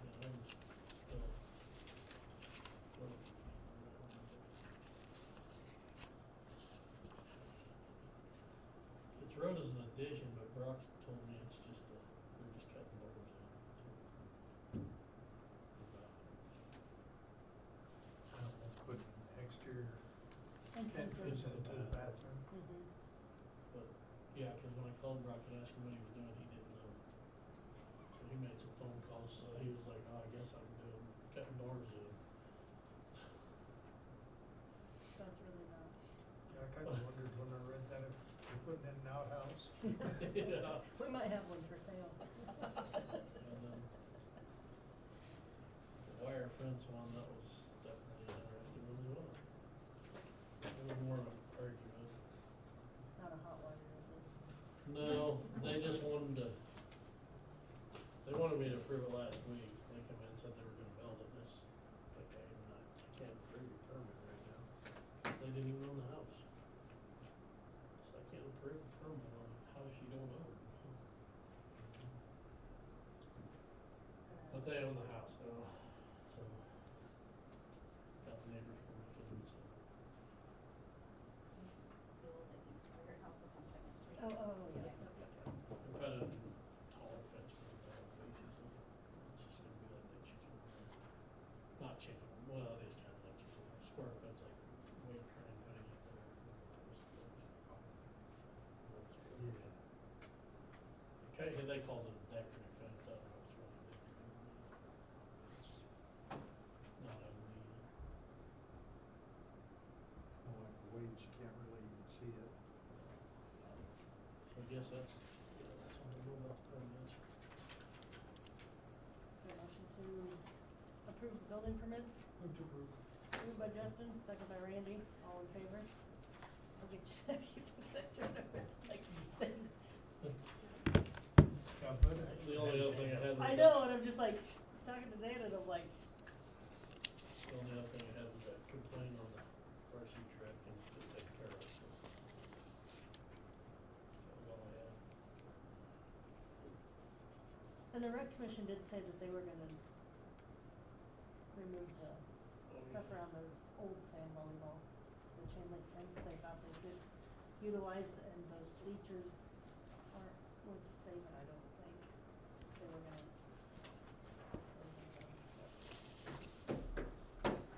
Anything else for Dan? No. Do I hear a motion to accept and file the superintendent report? Move to approve. Moved by Justin, second by Bud, all in favor? Attorney report. We already discussed that citation is going to court on the 18th of August. One of these days, the code is gonna be finalized. We're gonna get it published, but, I've got the new updates. You said you have notes on it. Will you email those to me, or do you wanna Mhm. get together and go through them? I think I can email, Okay, I forgot them, but we have copies of the bird city as far as the right. fire pit. Well, and I was involved in that, in the Bird City recodification, so I have all of that language. I already have all of that language, so if we're gonna use that, I can just use that, if that's what we're gonna do for the fire pit, for the Mhm. fire pit one. Yeah, Um, but then, yeah, there was just a couple of other things, but yeah, Yeah. I'll email it to you. okay, perfect. Okay, Alright, alright, I have nothing further. anything for Lauren? Is there a motion to accept and file the attorney report? Moved by Bud, second by Justin, all in favor. Treasurer report. The first thing that I have, we have a bill here from Sensophone, to renew the annual subscription. It came late in the afternoon before the last council meeting, so I didn't get it paid, and it's, gonna be due before regular bill pay for next month. So I was hoping to get a motion to pay Sensophone out of cycle in the amount of $83.40, so we can get it to them before the bill Is is there a due. motion to approve, move for Justin? Second by Bud, all in favor? Okay. And then, I handed everybody a piece of paper. So, I've thought about this quite often, and today we had a situation come up, today was shut-off day. So this verbiage is what goes out on our yellow shut-off notice that we hang on the doors. To let you guys read it explain what I wanna do with it.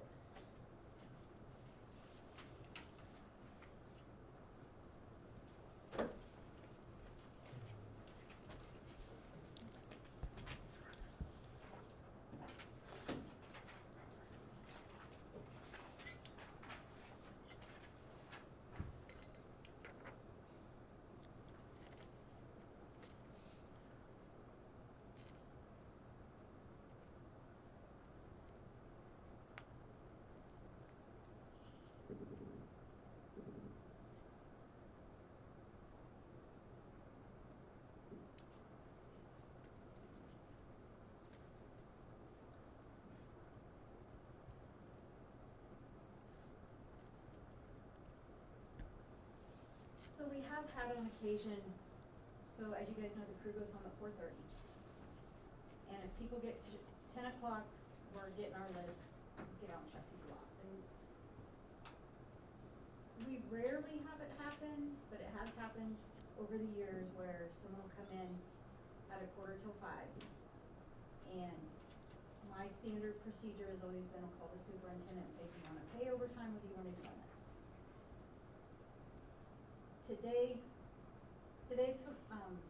Today's situation, I'll explain it, is I think we need to put some verbiage on here, about what time they can come in by, or they will not be turned on till the next day.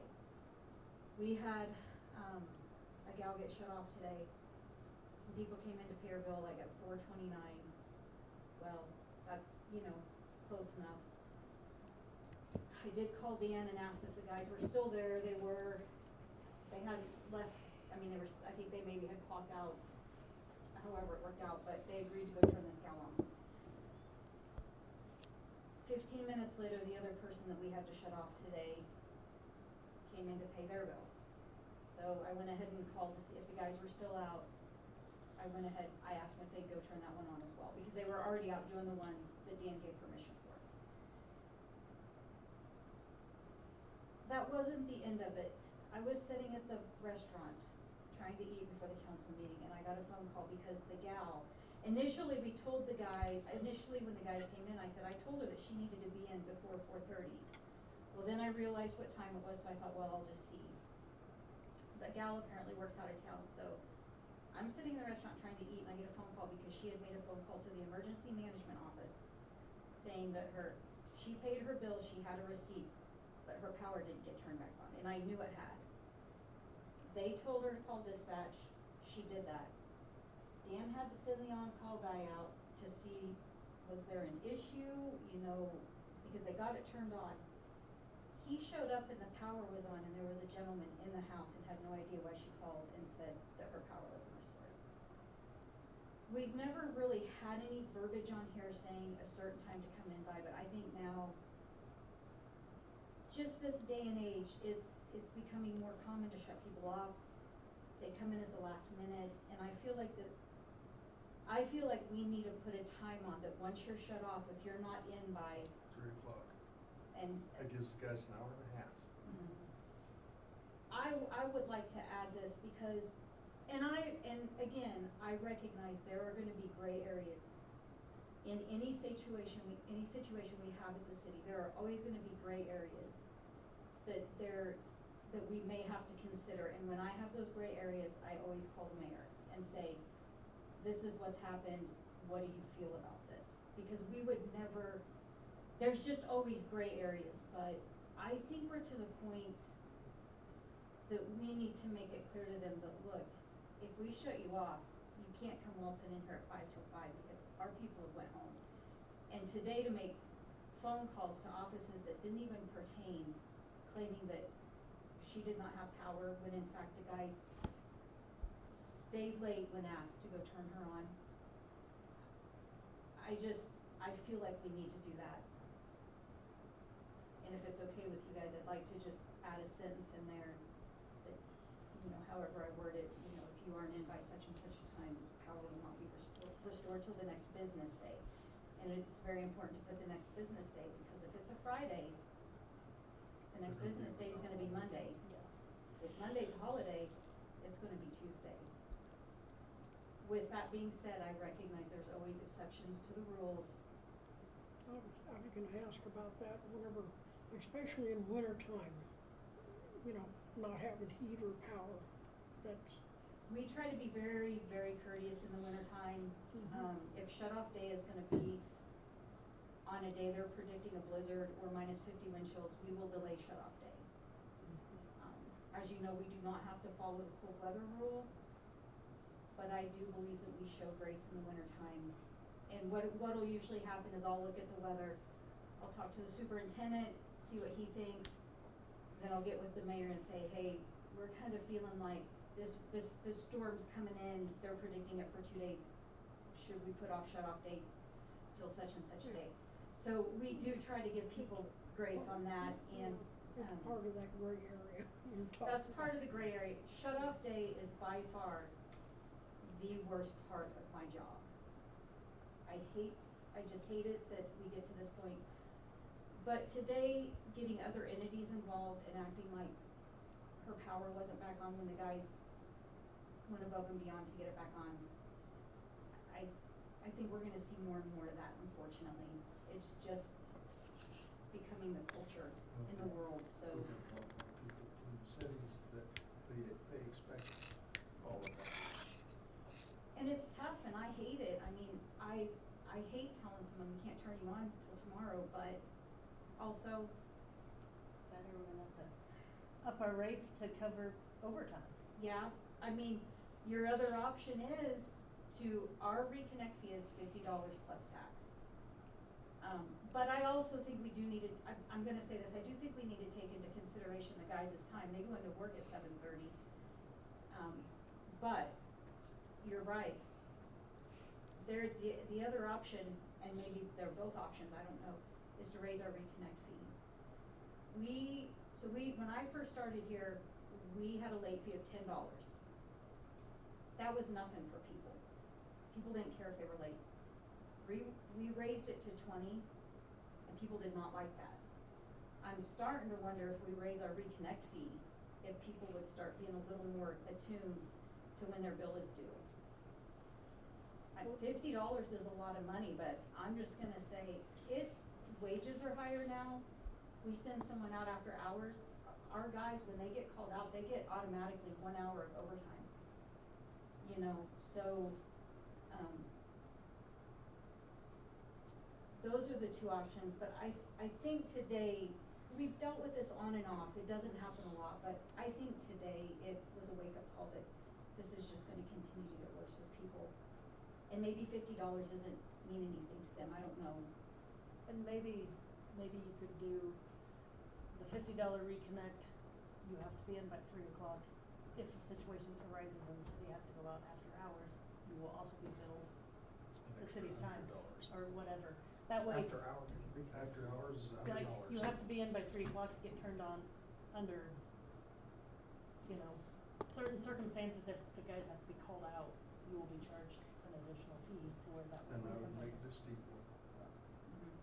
And I will say, the only thing we do need to take into consideration is if the office is closed, then they are out of luck. I've actually had people reach out to me, rarely, but I've actually gotten messages after hour like, hey, my power isn't on, and I'm like, you didn't pay your bill. So, I mean, it's totally up to you guys. I just think the culture has become, we're to this point. Mhm. And so I'm putting it in your court for how you wanna handle it. The fees I have to manually enter, so for me, I have to manually enter a reconnect fee, so if you guys choose to do like a $50 reconnect fee, pay by 3. If it's after hours, you wanna up it to $100 and put that, you know, obviously that's gonna have to go in our code. If it's, That piece is gonna be simple to me, the bookkeeping will be simple. if it's after hours, you need to pay for the after hour. They should Charge. pay the entire bill for the after Mhm. hours.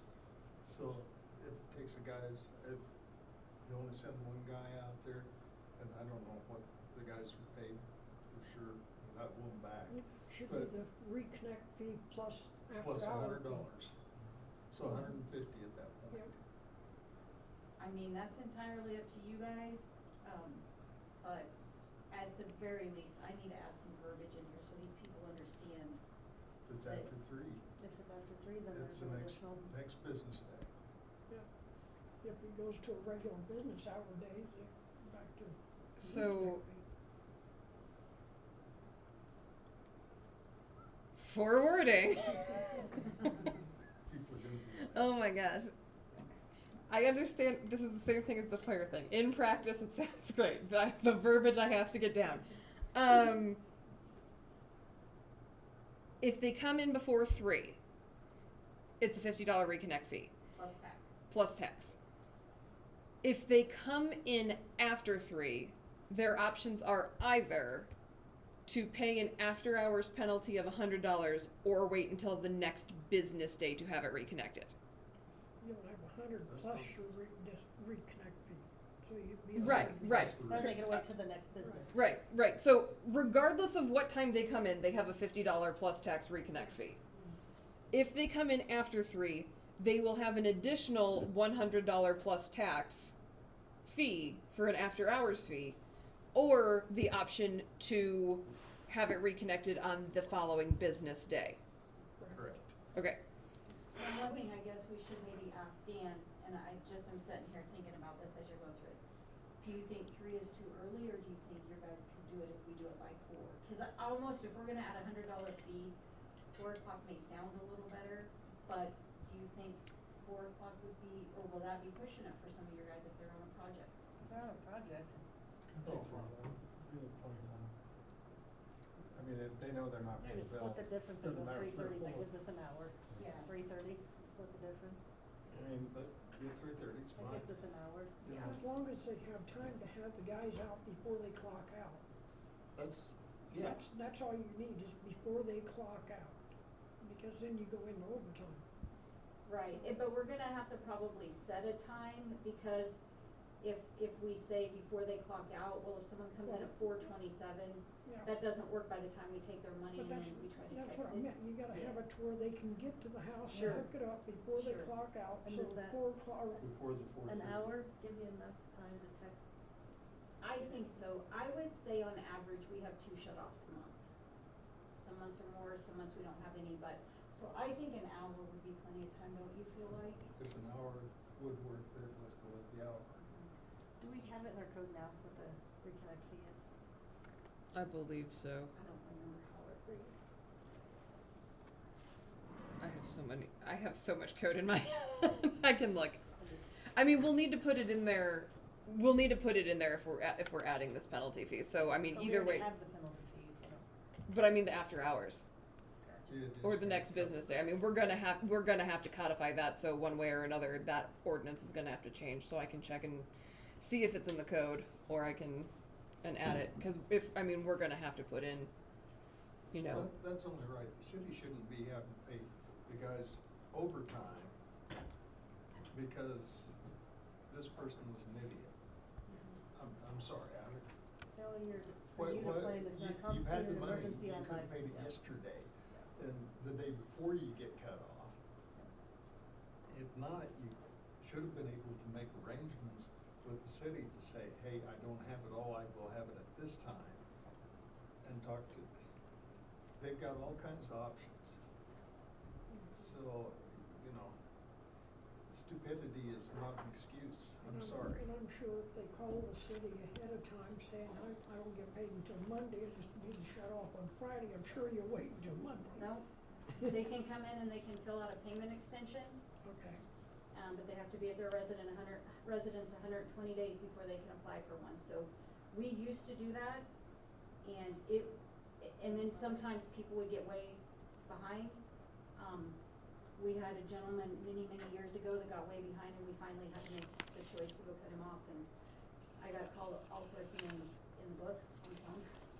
So we came up with an extension plan, so if they can come in and fill out the extension, and that is always on the back of the disconnect notice, the yellow note we put on the door. But if it goes past the time that we can go, they've gotta get, they're on their own. I mean, we have really, over the years, accommodated people with the payment extension, and there comes a point where the city just has to, it's a hard thing to do, I don't like doing it, but Today with my final straw, getting a phone call while I'm trying to eat. That's only extensions too, right? Right, 3 extensions per calendar year. If they default on an extension, they're done for the year. But we give them quite a few days after shut-off day, so most of the time it works out.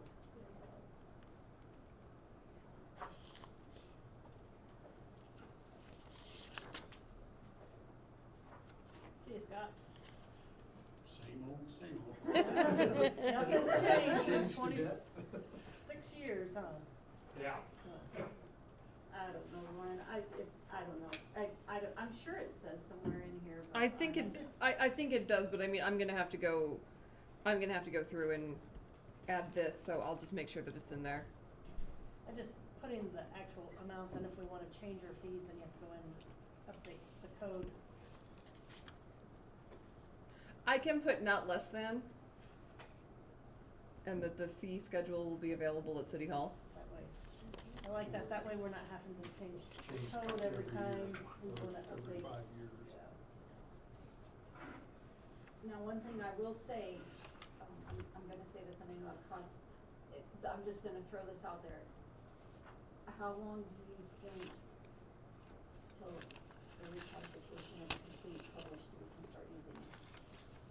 Approximately. I mean, I can do so what I can do is, because I have to draft the language for the ordinance anyways, I can do an ordinance and then just plug it in and incorporate it. I mean, I can have this ready to go by next meeting.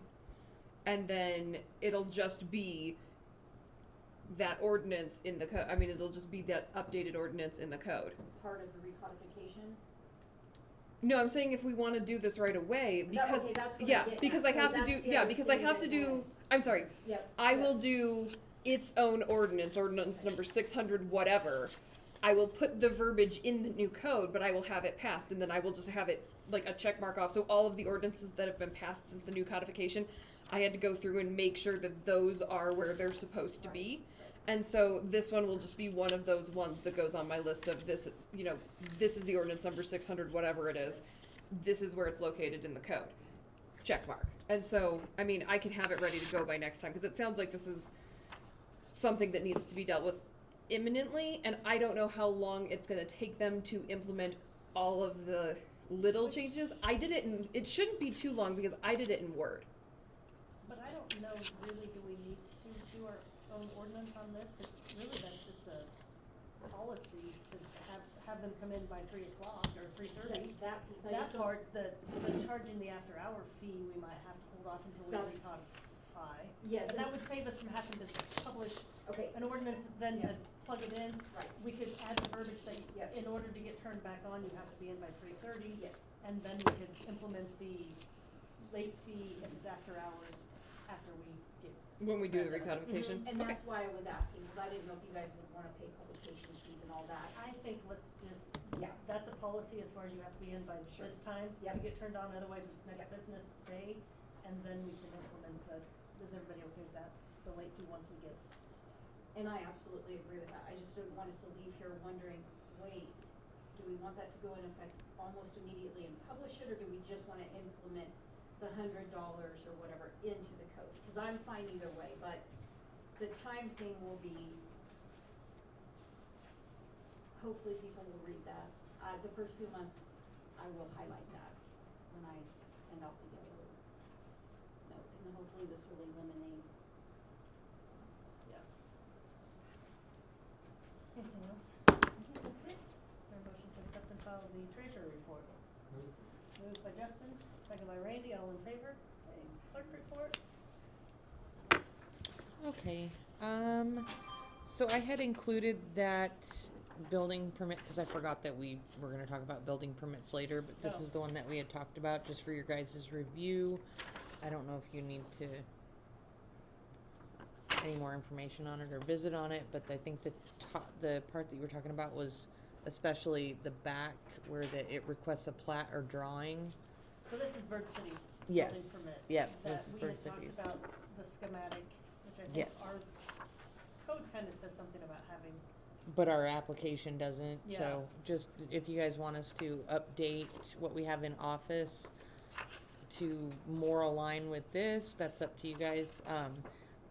it is nice how they have everything on one application, but It's kind of broke down to yes. check off what you want. Yeah. I do like that, Yeah. and it makes sense. It's still simple enough, it explains that you can't just, yeah, I like the footing part. Yeah. But all of it, yeah, that's, So I mean, if it's something that you wanna see done as a draft of ours, we can create that, but for today, I think it just brought it in so you could review it, and if there were differences or anything like that, obviously with our rules and our letterhead and everything. Yeah. I like to use it. This, you guys wanna use this one? Okay. Kind of tailor it for us, okay? I can update it and get you guys a draft copy of that for next time. you got everything that you would want on it, Dan? Have you seen it? I can't real close. It's just I'm kind of- curious, as the building inspector, Right? It talks, I mean, it has a lot more of, it's got a lot more detail than what we've been getting. I think that's all we need is more Yeah. detail. What we want. It'd be nice to have that detail. So just. Instead of The only phoning thing- And we can always mark off anything that, on there that we don't think Really, we I wanna think- see on I mean, ours. there's You gotta file that. exterior of structure painted, unpainted, but own materials used, okay, so there,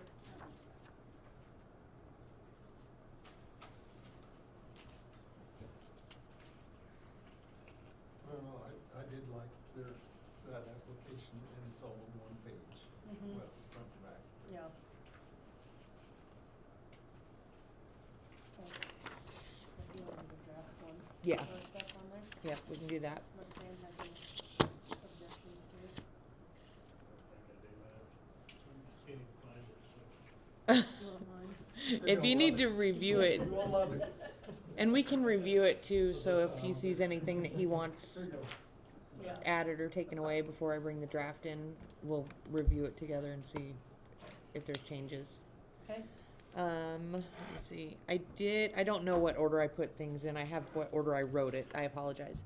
I do have the final, it's not the final draft, but hopefully it's the final draft of the budget with the changes, to bring it up to R&R, but not over.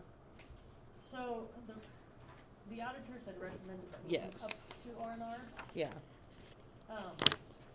which was $6,000. I think it ended up being 7180. But then with Verizon saying that they're gonna terminate their lease, that's $6,000 is income we don't have, and so it's kind of, So the old one had a buffer. This one brings it right up to. It's up to you guys. This is their drafts, but I do need to get this in if we're still going to do it on the 10th. I do need to get this into publication as soon as possible. So I just need to know which one we want to. this is what the auditors recommended. My concern is legislators will do something this next legislative session, and I think they'll make it effective immediately, so if they put some sort of cap on stuff, then we're gonna be limited, so pushing right up to that revenue neutral and not going over, we're not bringing in any more tax dollars in than we did last year, and we got that little bit of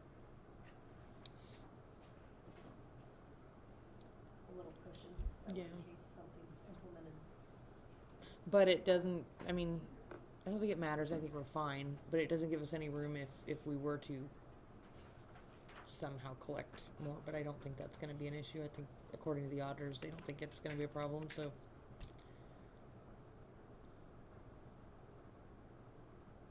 And it would be stopped at the county level anyways.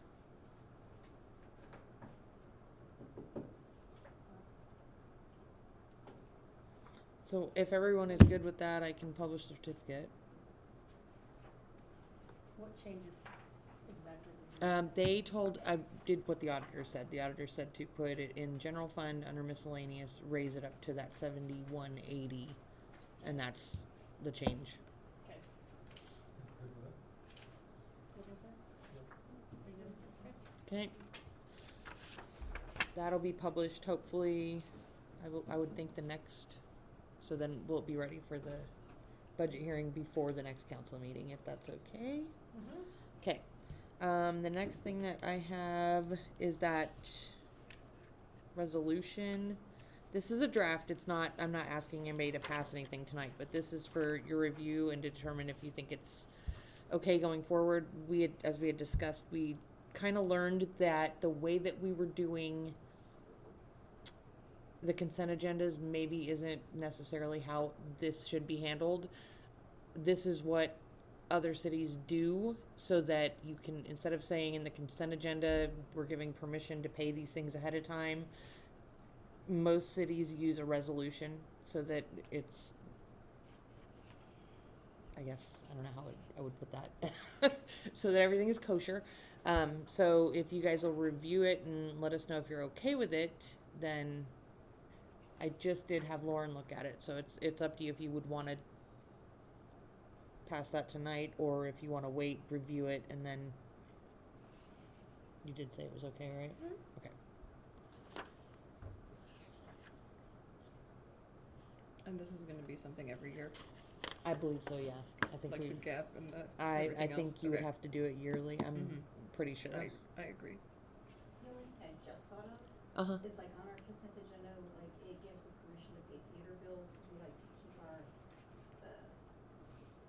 movie places paid. So that isn't necessarily for late fees or anything, it's just so they're up to date, like if we wanna play another movie by them.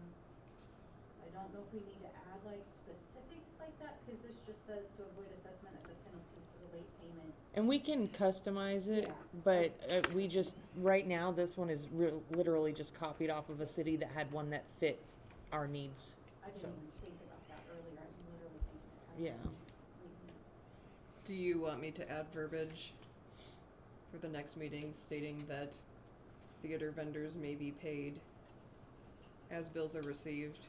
Jamie, you did this, right? Yeah, but we used, I believe it was Paola. I mean, like, we have health insurance, we pay, what were some of the other stuff on there? That's so terrible. Insurance at time of billing, theater at time of billing, what else was it? I think, and utilities, I think those would be the three things that would be the most important, cause like the payment service network fees, they're $75, and they are always due at our regular billing thing. I don't know. Why don't you guys think of what you guys have and what special language you need to add in there? Yeah, we could do that. I'm not sure that, I mean, theater might fit because would you get a penalty, or do we need to have it specific to things like that? Like, we would get a penalty if we were Well, late paying the it. problem, right, but so, I mean, if you keep it current, like you pay for the movie so that they send you another one, Mm-hmm. this presently states the only time you are authorized Okay. to do it is to receive the discount for early payment or to avoid a penalty for late payment. Right. So if you are doing it in relation, for good relations with a vendor, this verbiage is going to need So to be modified. we'll mess with Why don't it. you just add that in there, or Yeah, to can have I good just add standing it? with the vendor? I mean, you said it right there, that, Yeah. you know, that means you're in good standing, you've paid for the one movie, so you could get another one. To Or maintain. for continuation of service, you know, something like that, Something like, ongoing. That's great wording right there, Mhm. because that covers, I mean, continuation of service covers health insurance premiums, we don't Mhm. want those to lapse, Yeah. utilities, that's a perfect, Okay. if that works, yeah. okay, we will also go through it. I just wanted to see how you guys felt about it, if you're okay with us working on this, and then we can present it, Just shoot me an email with it when it's done so I can take a Okay. look at the final sentence. okay?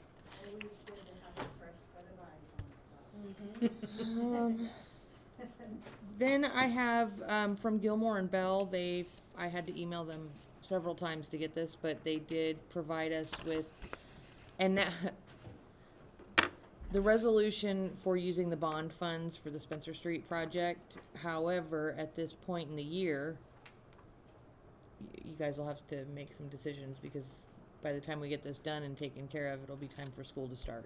So they took so long to get it taken care of that now you're gonna have school buses driving where you wanna do the They can make projects. arrangements, they've found other ways before. I'm gonna leave it all up to you guys. I was just letting you know it's here, and Yeah, and if you're gonna do the water line beforehand.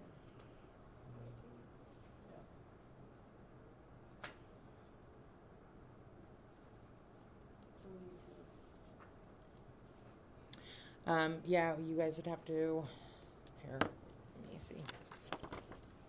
You'd have to vote, and then I'll have to send it back to them, I believe.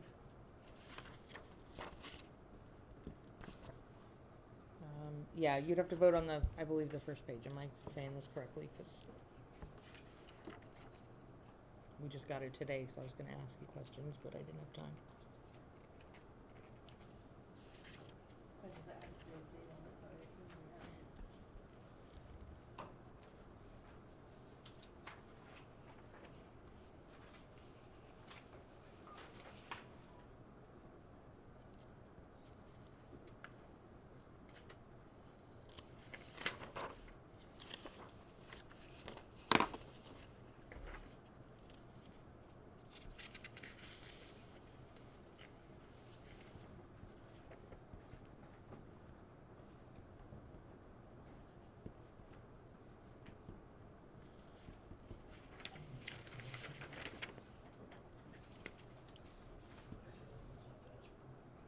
See what we do.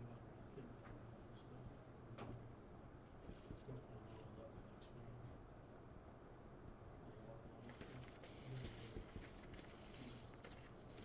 meeting. Yeah, I mean, I don't know that there would be an issue if you wanted to hold up, I mean, just change the dates and do it at the next meeting after discussing with Brock and school. I mean, the dates on every page will need to be changed, but I don't, Yeah, and Gilmore sent that to us, so, Just have them updated. yeah.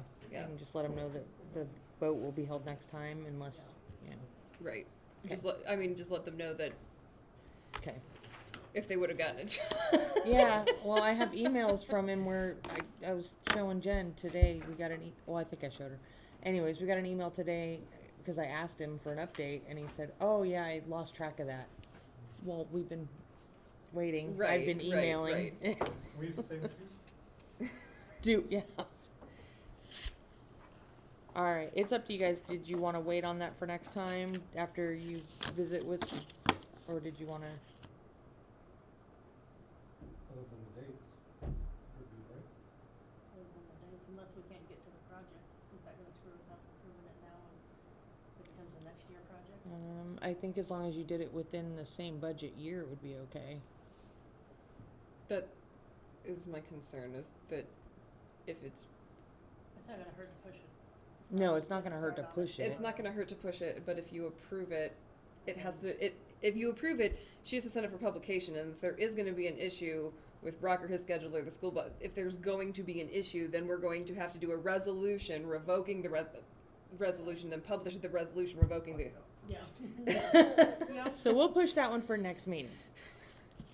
I feel like having Gilmore and Bell change the dates will be a lot easier Yeah, than doing all of that. Yeah, I agree. I don't think that'll be a big deal. Just as an FYI, the fair board came in and did request that if anybody would like to volunteer, please do.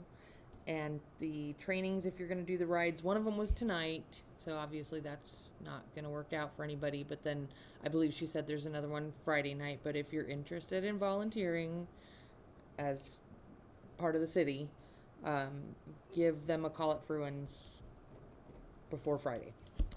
And then apparently traditionally we have closed the office on the Friday of fair at noon, and then the employees take their own vacation time for that. I just was supposed to find out if you guys wanted to give permission for that again this year or not. So always in the past, we'd always got the Friday, before we changed our holidays, you know, we got the Friday afternoon off. It was a holiday pay for that 4 hours. And then last year, it was just Wyatt and I in the office, and we both ended up having family or friends come, so, talk to you about, we just closed because the public's used to that, but then we just used our own leave. Is there a need to do that this year? I mean, It's more of a question, I guess in my opinion, so here's what I'm gonna say. Here's the reason we're asking, is does Wyatt have plans? I think so. Wyatt has plans, I have family coming. Jamie did offer to stay, but I felt maybe in all fairness, we should at least ask, see how you felt. But if Jamie's willing to stay, Yeah, I don't care. so it's kind of, it's up to you guys. I just know last year we did that, but we just used our own leave rather than it being a holiday. And I think, you know, cause the courthouse used to close as well, Mhm. and there used to be things that went on out of the fairgrounds, Yes. and so there was a reason why businesses closed Right. Friday afternoon. There's really not much going on out there that the county took Good Friday off in lieu of being closed that half day at fair time, and so where we followed their Yeah, and their that's, schedule, I just think last year it was that was kind of extenuating unique because you circumstances, yeah. both, Yeah, yeah, so I thought it would be better, I mean, Jamie and I talked about this, I thought it would be better to at least come and ask, rather than just be like, well, Jamie's doing stuff. But she also said she didn't mind either, so. Yeah, I don't That care. was kind of where we're at with it, so I felt like, in all fairness, we should at least see how you felt about it, but. I mean, if she's not saying anything. What am I gonna do? I have no life. Work Yeah. on resolutions. Yeah, sure. Gonna, Burn permits. I'm gonna make that work. Yes. It's been good Yes. having Jamie in the office, I will say this, she's been doing a lot of reading on stuff, and just having a fresh set of eyes, like this stuff, the resolution, like for paying bills, you know, it's just something, we've always done it that way, I mean, I don't even know for how long I've done that, so it's been good having a fresh set of eyes, like, yeah, I think maybe we need, you know, we can do this a little different, and it's been good. Thank you. That's all I really had. Unless they all wanna nominate or, you know, help with the fair, then they could have the day off. Well, there ain't no fair the Friday afternoon. I know, that's why, like, there's nothing, yeah. There's cleanup. You do. I don't clean up one. I'd rather stay in the office. Yeah, it's air conditioned, I I was was gonna like, it's air It's conditioned. nothing It's against not the fair. stinky, it's not dirty. Yeah. I'll put me on that heat. Next thing you know, I'm. Anybody have anything for Jamie? No. Alright. Alright, motion to accept and file the clerk report, moved by Randy, second by Bud, all in favor? Hey, Amanda, I did forget to bring up one bill, we got the bill from Carruthers. Oh, Pool leak. It was $16,524.85.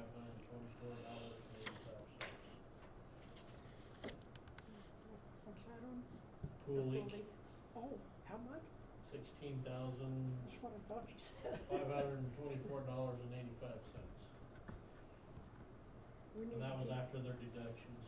we- Before we- that, it was $20,370. we I think need to we keep figured it was pool gonna be open a around few more 20. weeks. Yeah. They ain't gonna make that. And I'm not sure, I don't know, it's a repair, we should, did you ever, did we briefly talk about looking up to see what possibilities of paying that out of? I think we were going to, but I don't think we have yet. No, so there's, I don't know all the ins and outs about like the capital improvement fund. I don't know if we can pay a repair out of that. I think I read I you don't can pay know. like emergency repairs, but I don't know if this would qualify. Well, let's look it up this week, cause I don't remember what we did. Are you good with us just paying out of, well, we usually get a motion though to pay out of capital improvement, we're gonna need to get this bill paid at the next meeting. And we're gonna have, you know what I'm saying? Can Do we need can you do a motion to pay it and then we can make the motion then for you to pay it out of the next? Clarify that? yeah, I would say No, they we could just need a make- motion to approve paying it out of cycle, right, and then, But it'll be already, checks will be ready for you guys to sign at the next meeting. I'll do my batch of checks. oh, so we won't pay this till the next meeting. I Right. So we would have a little time to look and see where we can Yeah, pay it we out can of. just make the motion then. So, But what Jen is saying is she needs to. Do you when you write your checks, does it come from different checks from different funds, or is it Yeah. just you allocate No, this check it's- to that fund and this check to that fund? So, here's what I just found. Generally, a standard routine repair cannot be paid out of a capital improvement fund unless that repair is part of a larger capital project, extends the asset's useful life, or specific local fund rules permit it, so. I don't know that we can pay that. I'm sorry, read that one more time.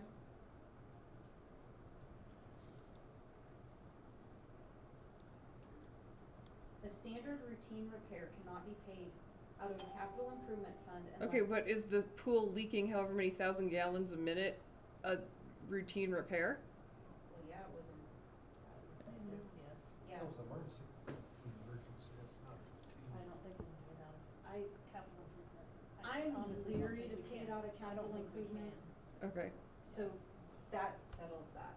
It'll be within the next batch of bills and we'll just have to pay it out of the general fund. I mean, out of the pool. It isn't a routine repair, but leaks at a big pool like that, I don't think they're uncommon. I mean, the guy, after he was leaving here, had 2 other jobs to go find pool leaks, so. Is there a way to check that out, what we just paid? Someplace? Get confirmation? We get confirmation, but I just don't know that you can. We can look into it and still make that motion. It's up to Yeah. you guys. The thing is, we'll get a motion, if you don't want me to pay it with the next bill pay cycle, Just pay it with the next bill cycle and then we can make a motion at the next one that it needs to be paid out of whatever, right? but I code it, when I cut the checks, it's already coded to the certain funds. I would have to do a journal voucher. No, I I wouldn't just get it processed and we can approve it at the I mean, it'll already be processed and in the checks and we'll just make a Oh. separate motion for it. Oh, you want me to go ahead, find out if we can do it, maybe let you know, go ahead and cut the check, and then you can do the motion that night, even though the check's cut. Yeah, Following you? Yep. Yep, yeah, like if, yep. we can look into it and if there is, Yes, yep, that then- makes sense to me, yeah, yes. but I don't know that we can. But we can still look into it if there's, Absolutely. then we can just make that motion at the next one, you can already have it processed. Yep, Yeah, okay. So we are officially the hardest pool to find a leak in. Yeah. That would not be routine. Well, it would help if there wasn't water under That's the exactly pool. what they said. Water running underneath the pool. We could have just built a lake. Right. Council comments, Bud? Nothing? Randy? Justin? I just had a couple of things. Western Kansas Child Advocacy was in town Friday. Their generator wasn't working, and so they had called and asked if they could hook up to the power up at the roadside park. I don't know if there's a reason why they couldn't hook up while they're in town doing their forensic interviews for the sheriff's department in one of the parks. They called ahead of time and just said, we're coming to town, would you mind us plugging in? I mean, they're here for an hour or two. Does anybody have a problem with that if they just call ahead and let you guys know? Cause like, we've got plugins there, we've got plugins there, if they wanna plug in, then run a generator. I didn't know why that wasn't something the city could. Do we even charge them for it? That's what I'm saying, we just offer that service, you Just know, offer just the I service. mean, Personally, cause what they're doing is a value to everybody, so yeah, yeah, a little electricity isn't gonna. isn't much. Yeah. Okay, so I'll just let Dawn know and then just have him call City Hall and let you guys know whether it's either park and they wanna plug in, that's. Is there power like that to the EMS building? What's that? Is there power like that to the EMS building? Are they gonna go there? Guess I'm not sure Of you course want them it's- parked up there if there's a fire or any ambulance. Well, if there's, they need to see somebody. Yeah. They do have the conference back in there though. Yeah, I don't know how they have their little mobile units set up, but It's probably they're. more for the privacy thing. than It's the anything. size of a big RV. It's like a, Cause they've got multiple RVs and, I mean, they've got Yeah. it all set up with their own. yeah. They've got, in the, Poison. in the front is a screening area where they drive, but when they're parked, it becomes a screening area. It closes off. It's got a, display where you can see but nobody can see you. It's got headphones set up, so you're sitting up there if you're law enforcement or a case manager and you're listening to the situation.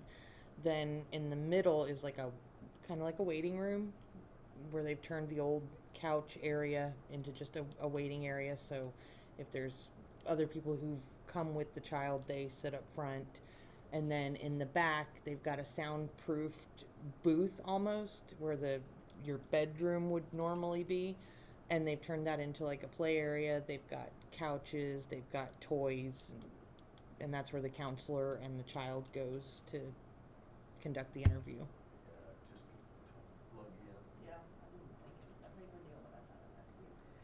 The other thing in visiting with Michael Baxter, and hopefully I remember everything, he has never heard of de-annexing from a city. So, that is, heard of de-annexing from a city, and I guess I don't know why we'd spend taxpayer dollars to take tax revenue away from the city for one individual that is That unemployed. was on that cow, you know. Yeah, no, that was a new one to him, he's never heard of. Well, then I think we Situation need to in- make exception, because that's a livelihood of someone you're gonna take away. But you're also inside city limits, and you allow one person, then you gotta, Well, you're not like I taking it said, away from him outside city limits, but that's been set up already when he bought it. you know. When he bought it, it was taxed under the city. We looked into it. It's Right, always, but it didn't say anything about taking away his cattle. but the person that he bought it from didn't have cattle, and he's responsible. Are you sure about that? Pretty sure. There were people before that had cattle. Who had cattle? I don't know the names, but I remember there being cattle there. Were they specifically within the city limits, or was it on the further out? Was it on the property that was further out, outside of It's city right limits? there. They just turned it down. I don't recall there being cows there. Regardless if there was or not, it would have been in violation of city code, and the person that he bought that from, I believe, was Deanna Forsythe, who was a previous city clerk, so. I mean, when you buy a property, you buy it subject to the laws that are there.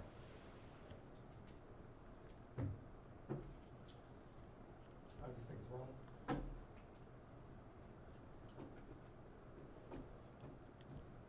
I see both sides of that. Cause really, no matter which way you do it, you can't make an exception for one person. We have made an exception, we haven't done anything. Until now, What exception have we made? by allowing it to happen for all these years. Cause he's had, even if you're just considering him, he's had cattle there for quite some time until we decided. And so, yeah, I do kinda see his point, but at the same time, legally, it can't happen. I mean, that's what it comes down to. And it's really, the law was on the books before he bought the property. Mm-hmm. But there's been a lot of things when I bought property, had no idea happened. But guess what, it happens every time around here. A lot.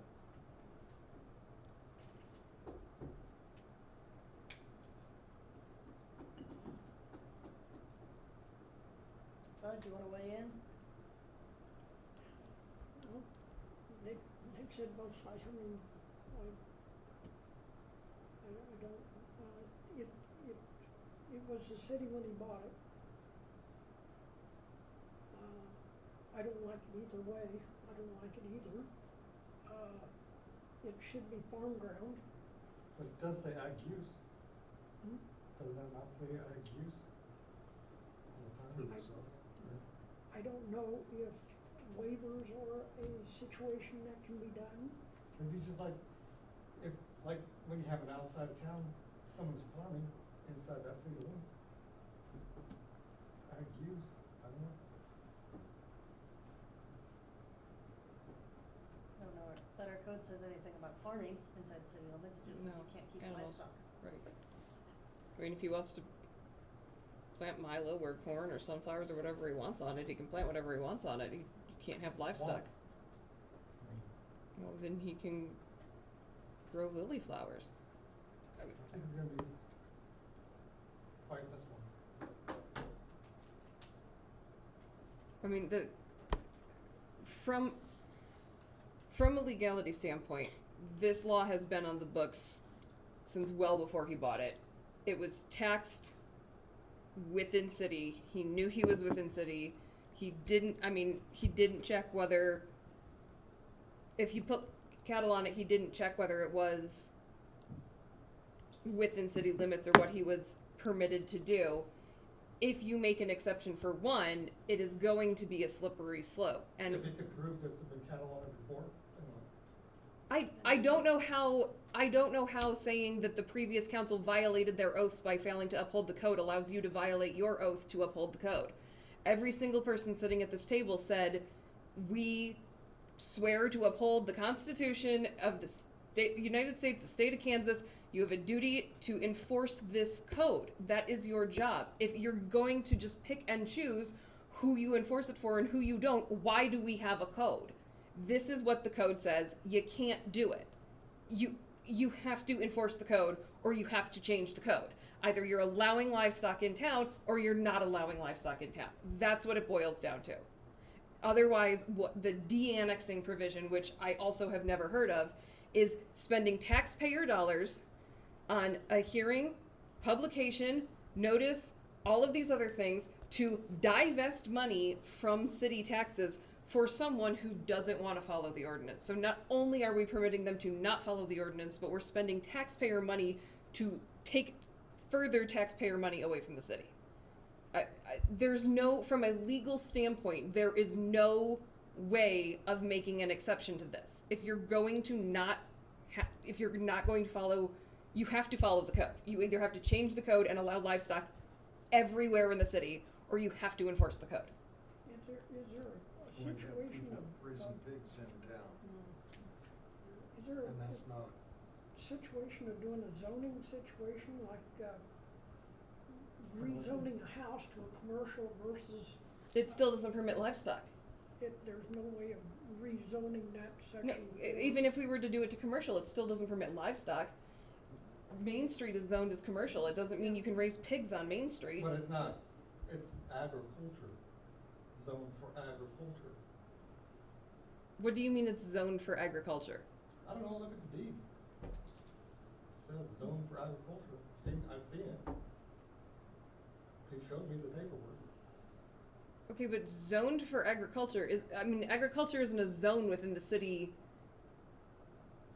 within the city code. I mean, that's not a thing. If it's zoned for agriculture in the county, then that pertains to the county. I mean, it's county, city, county, I mean, it's so jacked up how it's zoned in there, cause he owns the whole thing. And I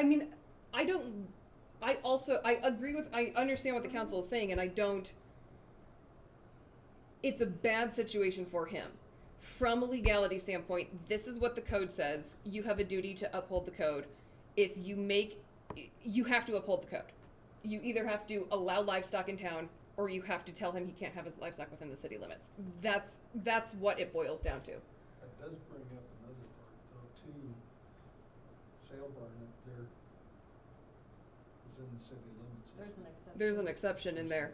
There's an exception for There's sale a barns. specific exception in there because it's not It's temporary, Mhm. it's not. it's not continual. That is accounted for. And I think veterinary clinics Probably the same. and are accepted Yeah, under that same section. yeah, it was.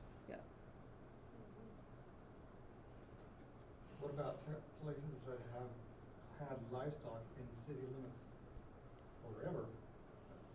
What about those that are grandfathered in? What are, I'm not saying here, but there has been other places that, okay, well, but, originally, there were livestock on this whole damn land. And if someone had continually to raise livestock all the way up till present, then what? That's a hypothetical that's irrelevant to the situation. I mean, there's not livestock within the town except for in that area. Well, that's part of the argument though.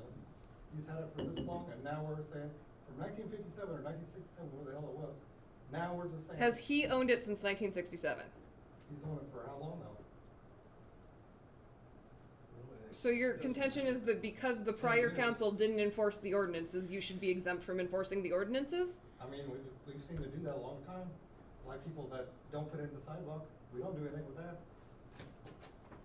You can't pick and choose, but we I do. agree. I think we need to be much harder on enforcing the code. But we can't let it go for fucking 5-10 years, let it, I don't know. I agree. But I agree. I think that there should be a street by street, every meeting, one street. Here's the sidewalks that are a problem. Here's the trees that are a problem. Here's the curbs that are a problem. This house looks bad. That house. I mean, I think that it needs to do that. That's my personal opinion. I'm not on council. I can't do that. As someone who is responsible for reading the code and interpreting the code and prosecuting the code when those violations are cited, pursuant to the statements from the council and the determinations that a citation should be issued, I think it should be much harsher. I think I should ask for higher penalties.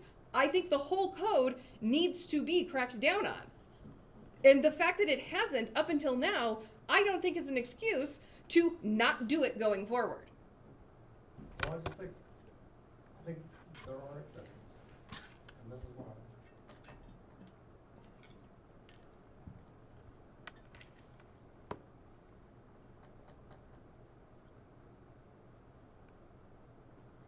Personal property is upholding the Constitution. That's his personal property, that's his livelihood. We still have to abide by the rules of on that property. No, we didn't do any rules until today. We're just as guilty. That's on us, but we Right, can't it just, is on us. we can't just not enforce rules because they weren't enforced before, that doesn't make any sense. What, We can't- what actually did bring this to a head? What His cow kept getting out and going eating the grass at Triangle Park. Okay. Like 5 times within a week. It was out and eating the grass One cow. at Triangle Park. Cause if you've got cows, sometimes it's always the same one. It's always the same cow. Once they figure out they can get out, they're always out. Once I figure out the grass is greener on the other side, yeah, I don't know, I just, The easiest thing to do is just say no. I mean, it's the hardest also, but just saying, no, you have to, this is the law, we have to uphold it. Bud, were you aware that that was within the city limits? No, I thought. Up until he brought it up. and I, See, we didn't even know it. He knew it, but we didn't. He knew he was in the until city. he found out about it and looked it up. Well, but yeah, like Bud said, he's paying city tax, He's he would have paying been city able to see taxes. on his tax bill. So, yeah, I mean, he had to know if he's paying city taxes, his property's in the city. I know he looks at his taxes every year, so when it's divided out. So he knows what part of it he was paying city versus county. Oh, yeah, but, I mean, it's, And if you've got property that's in the city, you have to follow the city's laws. And maybe you gotten by with it, I wouldn't care if you'd gotten by with it for 100 years. If it's discovered, at that point, it has to start being enforced. And that's kind of where we're at here. We're to the point, it was just discovered that by the council, that was in the city limits. If he'd We kept- weren't aware of it because this happened clear back in 1957. If he'd kept his cow in, maybe never know. Yeah, if it hadn't been for the damn cow, he'd be fine. But at this point, I don't see that we have a choice, personally. And we can't really re-annex the city. I've never heard going out, I've heard the city annexing in. Yeah, but never. Or a city unincorporating. I've heard Mhm. cities unincorporating, but yeah, they're 5 people or less usually, Yeah. and hopefully we're not to that point. Well, everyone here still lives in the city, right? So we're not quite to that point. I'm on the edge. You are on the edge. Yeah,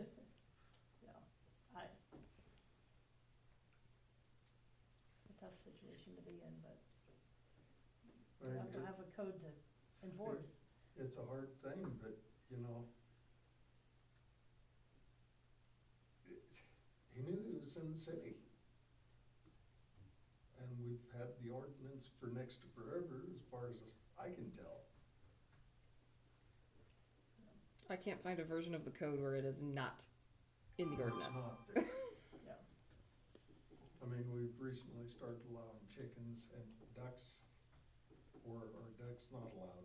Ducks aren't until we recodify. Ducks will It's- be in the codification, Ducks will be in the recodification. But Right that's a now, little different. yeah, which Yeah. hopefully will be done by the end of the year at this point. the rate we're going. Quit finding things to change.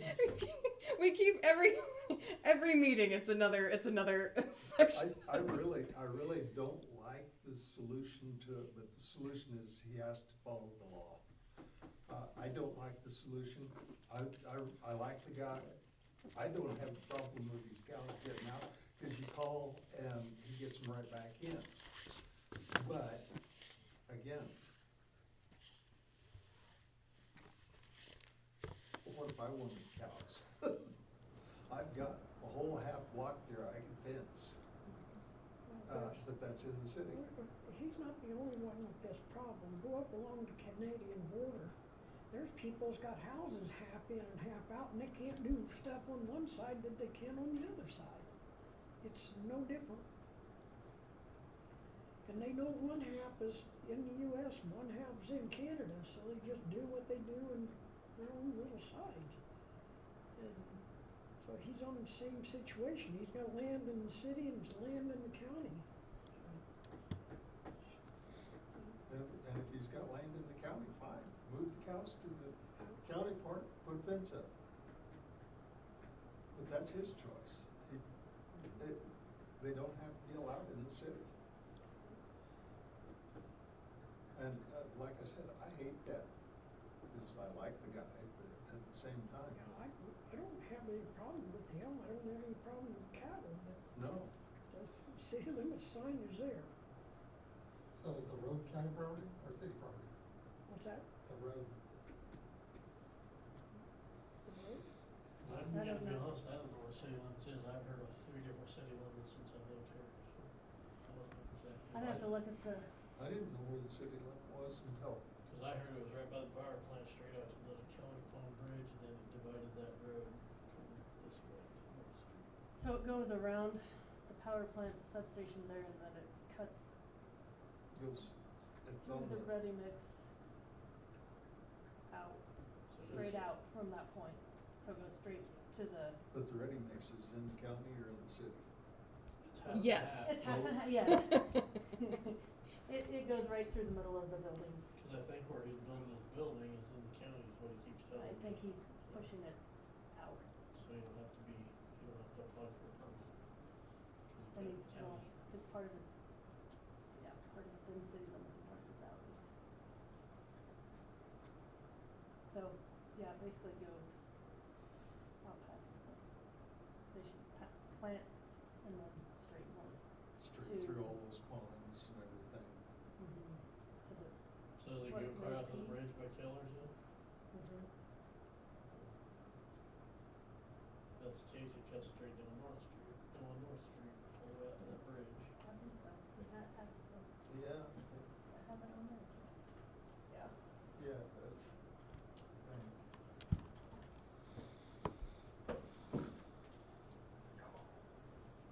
I knew I didn't wanna stand up.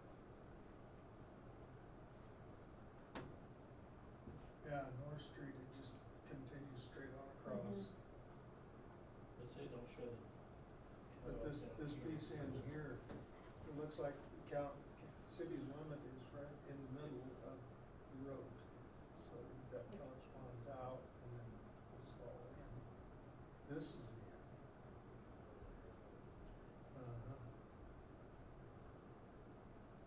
Puts a whole lot of shit in some limits right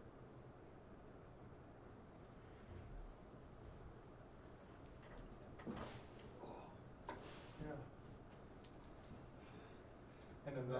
section between the railroad track and the road that's in the city limits is always nothing but a sticker patch.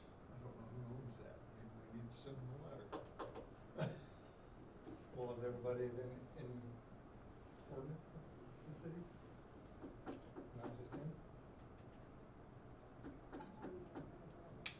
I mean, we're just finding out that that's city property, is everything in compliance with the city? How will they out there? As far as I know.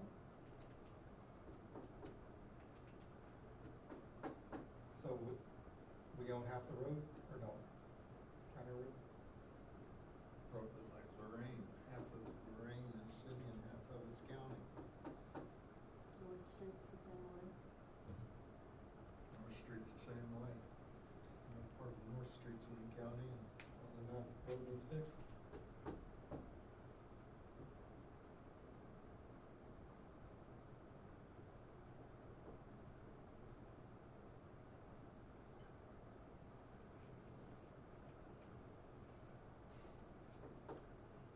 Kinda in the same situation as the co-op building. It's just what it is. Whether we like it or not. Mm-hmm. I don't know of a way around it. Whether we wanna get around it or not, I don't think we have a way. not anything good. If somebody has an idea of a way to get around it legally, I'm willing to listen, but I don't see one. There is, but we probably won't like it either. Like I said, I'm willing to listen if you can come up with one. I just don't know one myself.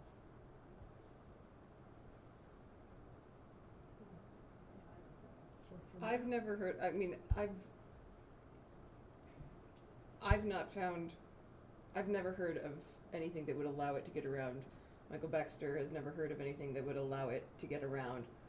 It's the same thing I'm saying. Right, I mean, and I've spoken with 2 other city attorneys who don't have, I mean, Jamie, you did some research too, didn't you? Yeah, for de-annexation only, like something to do with once it's been annexed, after that it's not within the city's purview to de-annex, it has to go through the state. I don't know if that's accurate or not, but that's what I was reading. Like it's literally, at that point, it's boundaries set and the state's decision if you're gonna let it go. I can look some more. I mean, I don't know that it's, I guess it's up to the council whether, the council and the mayor, whether they want her to look some more. You are going to have to publish a notice in the paper if you want to pursue the de-annexation, if that's the case. I don't think I mean, it's an option. I don't know that it would be. I don't know. I don't know that it would be worth Jamie spending her time to look into it. You're gonna have to what you would have to go through if we can even do it. I mean, I don't think you're gonna have very happy people in here saying we're spending taxpayer money And how many to other take people- away taxpayer money because somebody doesn't want to follow the ordinances. I mean, How that's what you're going to other have to tell people your you're gonna have constituents. that, I want de-annexed now. Right. I don't wanna pay city tax. I mean, I just think, I don't think it's about not paying city tax, I think it's about having cattle on there. which would mean you'd have to change the ordinance to allow livestock in town, which would mean anybody could have livestock. I just don't know why it can't just be zoned for a certain area, I guess. Now, the zoning doesn't matter, the ordinance states you cannot have livestock within the city limits, so I don't know how you would.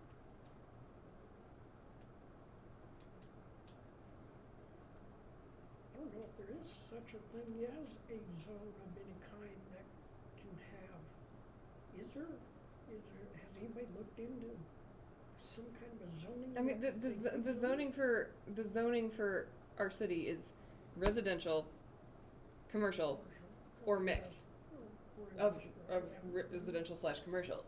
Those are the options. I mean, it doesn't matter whether it's his livelihood or his business or whatever. It's livestock. If he wants to plant whatever he wants to plant in there and use it for agricultural use, whatever he could grow there, that would be fine. The issue is the livestock. It zoning it to be commercial or zoning it to be residential/commercial still doesn't permit for livestock to be in a commercial area. Yeah, he can go out and plant wheat or alfalfa, whatever he wants to plant on that ground, he can do that. Heck, I can do that at my house.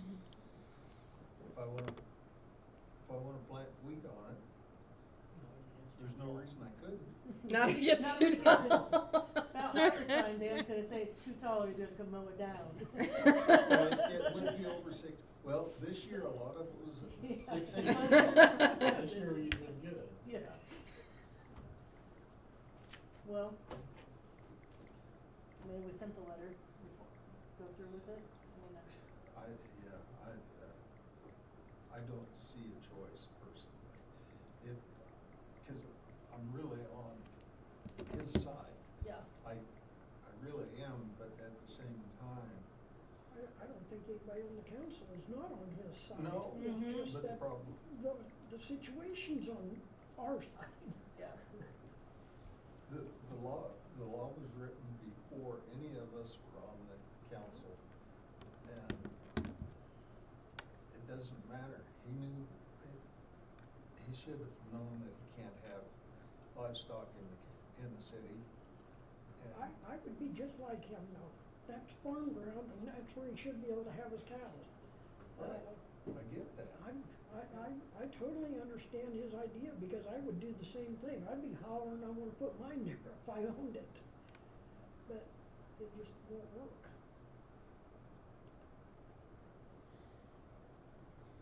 Yeah,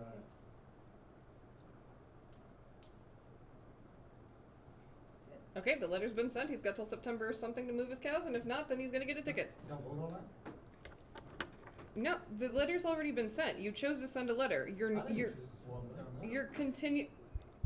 You don't make a motion to continue the same course of action. I wasn't there then. Ah, well, there was a motion made to send him a letter telling him that he had until September or something to move his cattle to outside city limits. He came to the council to discuss the letter. They said they'd look into it. But you're not gonna bring it back here, discuss it here, you're just gonna give them a letter, say, sorry about it. He's already gotten a letter that says sorry about it. I know that, but that's a pretty stupid way to do it. Do you want to bring him back here and have the We count? can let him know, we can contact him, let him know. Nope, we can do that. I just need 2 minutes of executive session for non-elected personnel, employee status. Council.